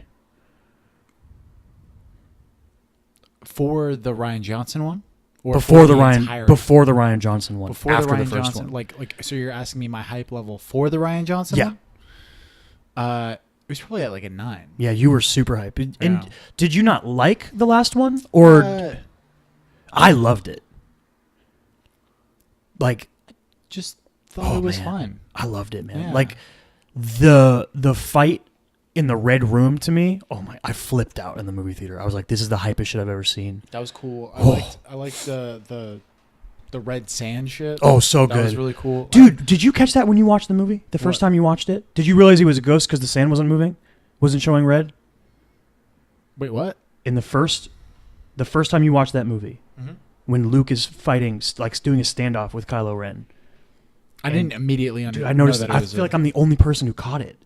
Like they made a very specific shot of him moving his foot and the sand not moving, and they did a very specific job before that of showing what happens with the sand. And I was like, oh, he's a ghost. Yeah, I didn't catch that. Still awesome, Mm-hmm. super awesome. Oh, so good.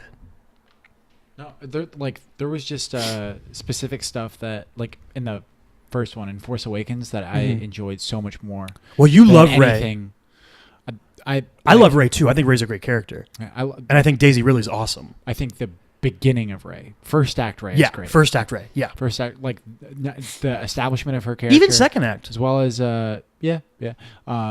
Finn's character. I just fucking love that. Yeah. I love her score. Do you think that her music? Yeah, is her fucking music's great. so Rey's good. theme is really good, really beautiful. Do you think that them separating Finn and Rey in the second movie was a mistake? Yeah, it was kind of like a Stranger Things 2 kind of situation. Yeah, kind of. Mhm. It's exact. Oh, that's a good comparison. Yeah. Yeah, that's interesting. Yeah, it just seemed like a wrench. It was like, why are you throwing more characters at us? Why, like, we don't know these ones enough yet. Yeah. There's like this thing with like the original Star Wars trilogy where you spend all 3 movies with Luke, Han, and Leia. And then everyone else, like Lando, shows up and leaves, and there's other characters that come in and out, and they're cool, and you want more of them, but they hold back, right? And that's what leads to the rich existence of Star Wars extended lore. It's just the desire to explore this world more, which is awesome. And then it seems like in this trilogy a little bit, they kind of think that we know these characters better than we do. Like, what do you really know about Poe? And not shit. Nothing. Not shit. I know he's a really good pilot, and he knows it. Mhm. That's basically it. Yeah.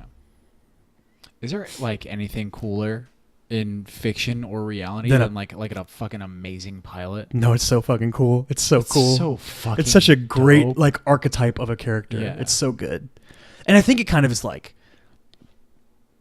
I think it can kind of be linked to anyone that's really good at a hard thing and they know it. Uh-huh. Is that sort of hotshot kind of Yeah. character? It's just so, there's something so cool Maverick, about it. like- Yeah, a maverick. Yeah, Yeah. that's the perfect term for it. Yeah. But it's often utilized through pilots. Oh, it's so cool.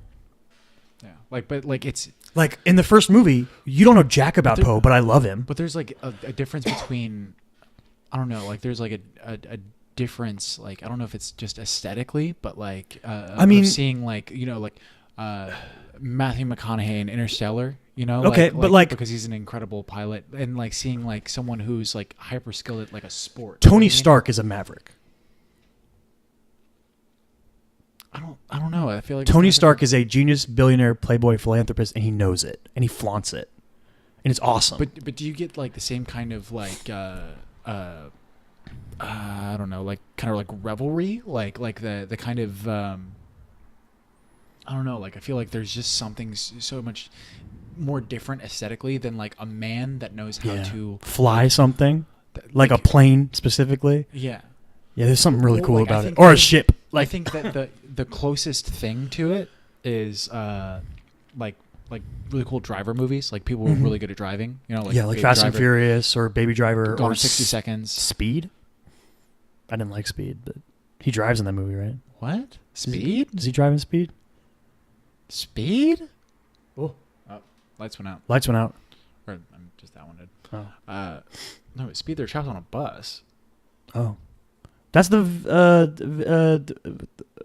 Keanu British Reeves. guy.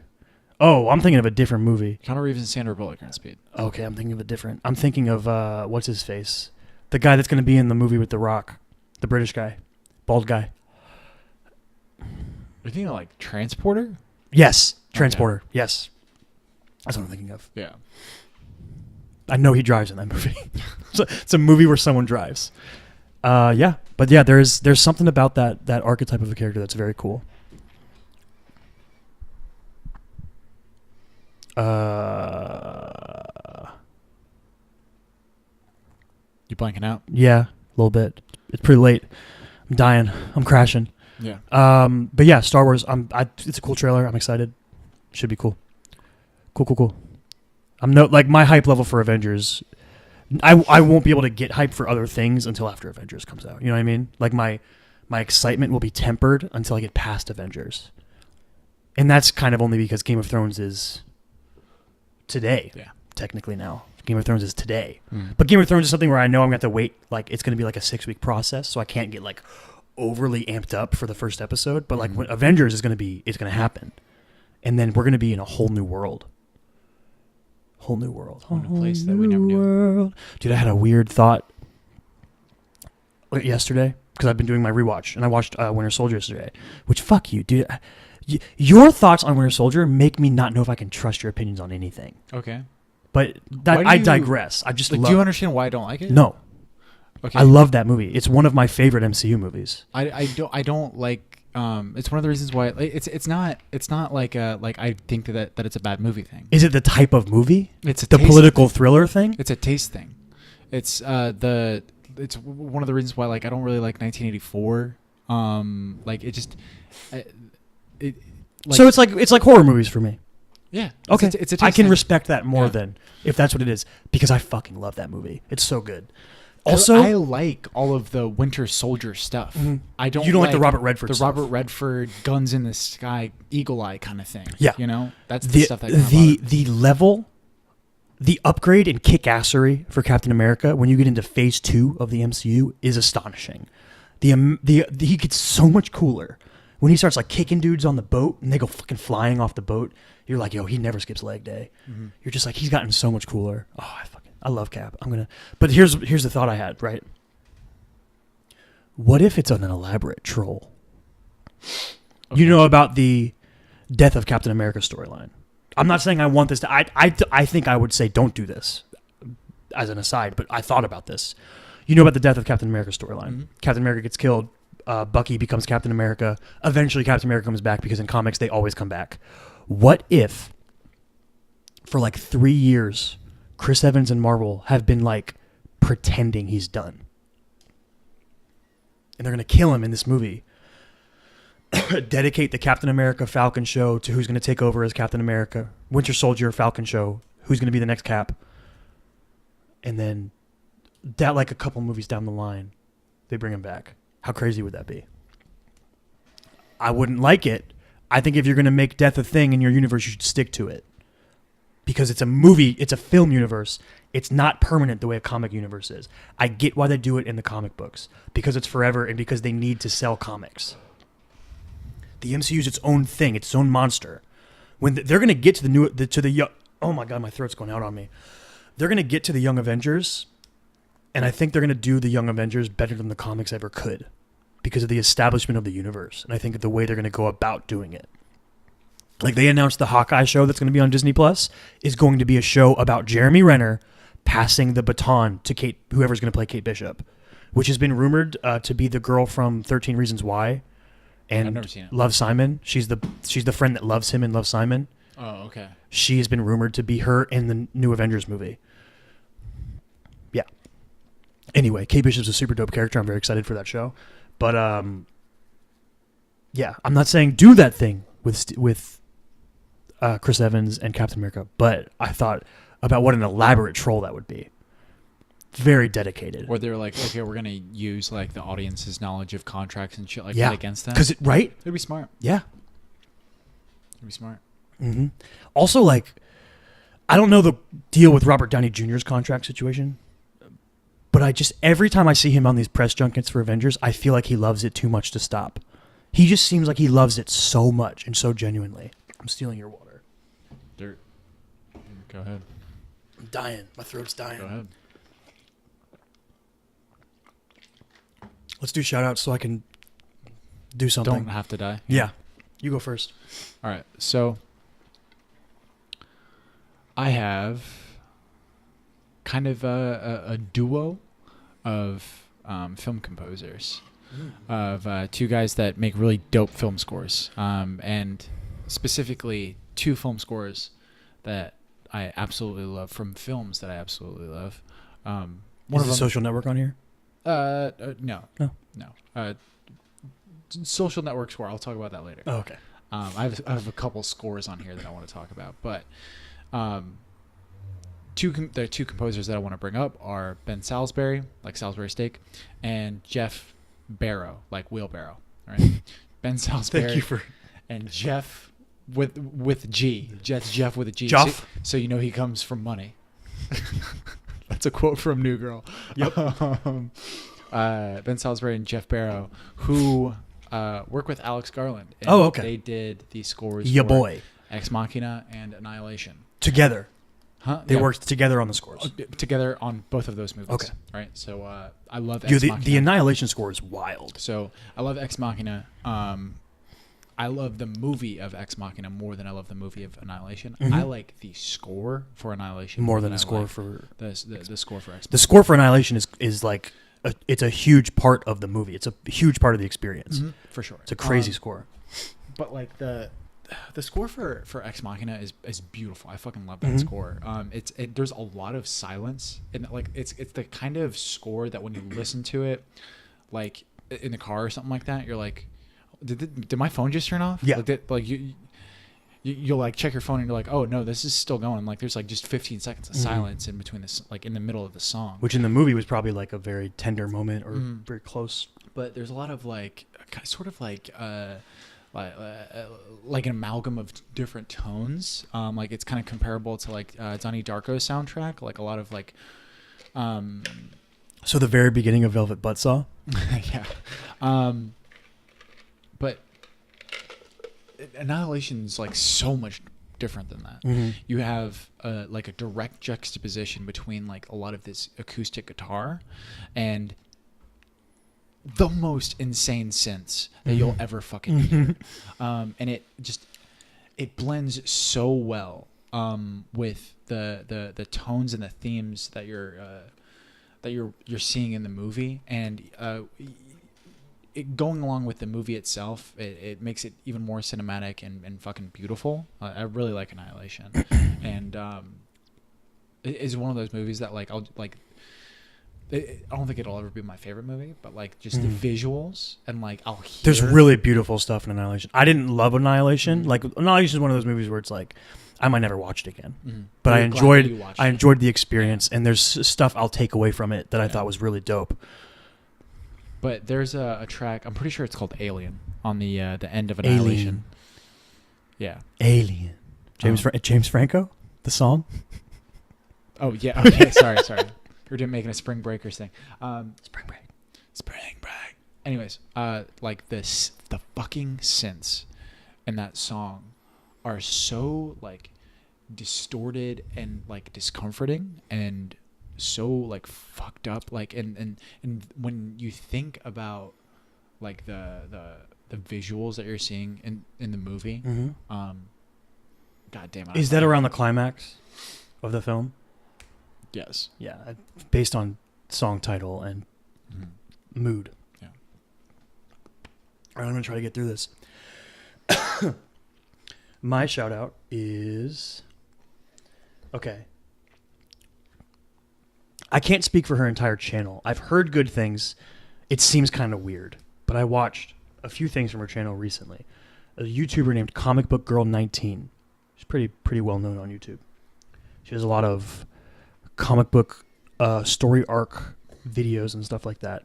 And she's very big into like making, as her name would suggest, making videos about stuff from comics. She has a series called X-Men Epic History, which is so good.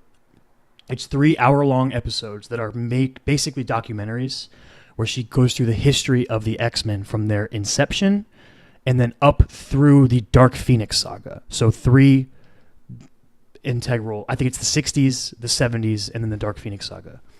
And she is a huge X-Men fan. She loves the X-Men, and she's like, her intent with these videos is to, let's say, educate those whose only exposure to the X-Men is the movies. Right. And they don't get it. She has another video that I really like. It's much shorter, but it's basically like in defense of Scott Summers, right? Like, let me tell you why Cyclops is actually super dope and you don't get it because you've only seen the movies. Mm-hmm. Because in the movies he sucks. Because they had Wolverine and they had Hugh Jackman, they basically made Cyclops He's suck. your stand-in cuck. Yeah, that's exactly what he is. You're stand-in cuck. And it sucks because Cyclops is such a great character. Right. He's essentially the Captain America of the X-Men. That video is good, but the epic I can't remember the order of the words. X-Men Epic History series, very well done. It's kind of so the reason I said her channel is kind of weird. She has this like weird bit that they do where it's just her on a set for all her videos, and then she has like a robot, like a fake robot, and then there's like a talking brain that they cut to, and they represent things like the robot represents the person who wants to know more, and the brain represents like the internet hive mind with what they say. So like she'll be like, Scott Summers, blah blah blah blah blah, and the robot will be like, please explain that to me, and then she'll be like, okay robot, and she'll explain it, and then the brain will be like, yeah, but Scott Summers is a cuck, like he'll say shit like that, right. And you're like, oh, it's like silly, and not for me. I think it's kind of dumb, but I get why people like it. And I think it's a little bit more clever than it seems on the surface. You know what I mean? It's like kind of silly and dumb, but there's a purpose to them. And then like in the Scott Summers one, there's like these weird little rats that are like super trolls. They have like the most trolly takes of the internet, and they're like evil. It's like all commentary on internet interactions and stuff like that. But they use these weird bits to do it. But it doesn't, specifically in the X-Men thing, it does not overbear the quality of the documentary and the storytelling of what the history of the X-Men are, which is very cool. So that is my shout out is Comic Book Girl 19's X-Men Epic History. Mm-hmm. Say the names again of those composers. Ben Salisbury and Jeff Barrow. Jeff with a G. From the scores for Ex Machina and Annihilation, not Inception, Annihilation. Mm-hmm. This has been the Chris and Kyle Show. We're going to be back on Thursday with a comic book spoiler episode, which is going to be cool. We're going to do Green Valley. Do we figure out if you have it? I got you. Okay. So find chrismichaelstott.com for his scripts on his website. Chris Michael Stott on Instagram. Find me, DavinWill25 on Twitter and Instagram. Find the show, The Chris and Kyle Show, on Facebook, on YouTube, on all podcasting platforms, on Instagram, tcaks pod on Twitter. No poll this month, because your brother won the bracket challenge, and we'll be doing blue chips for our final spoiler episode of the month. We'll see you next time. We out. We out. Stay weird.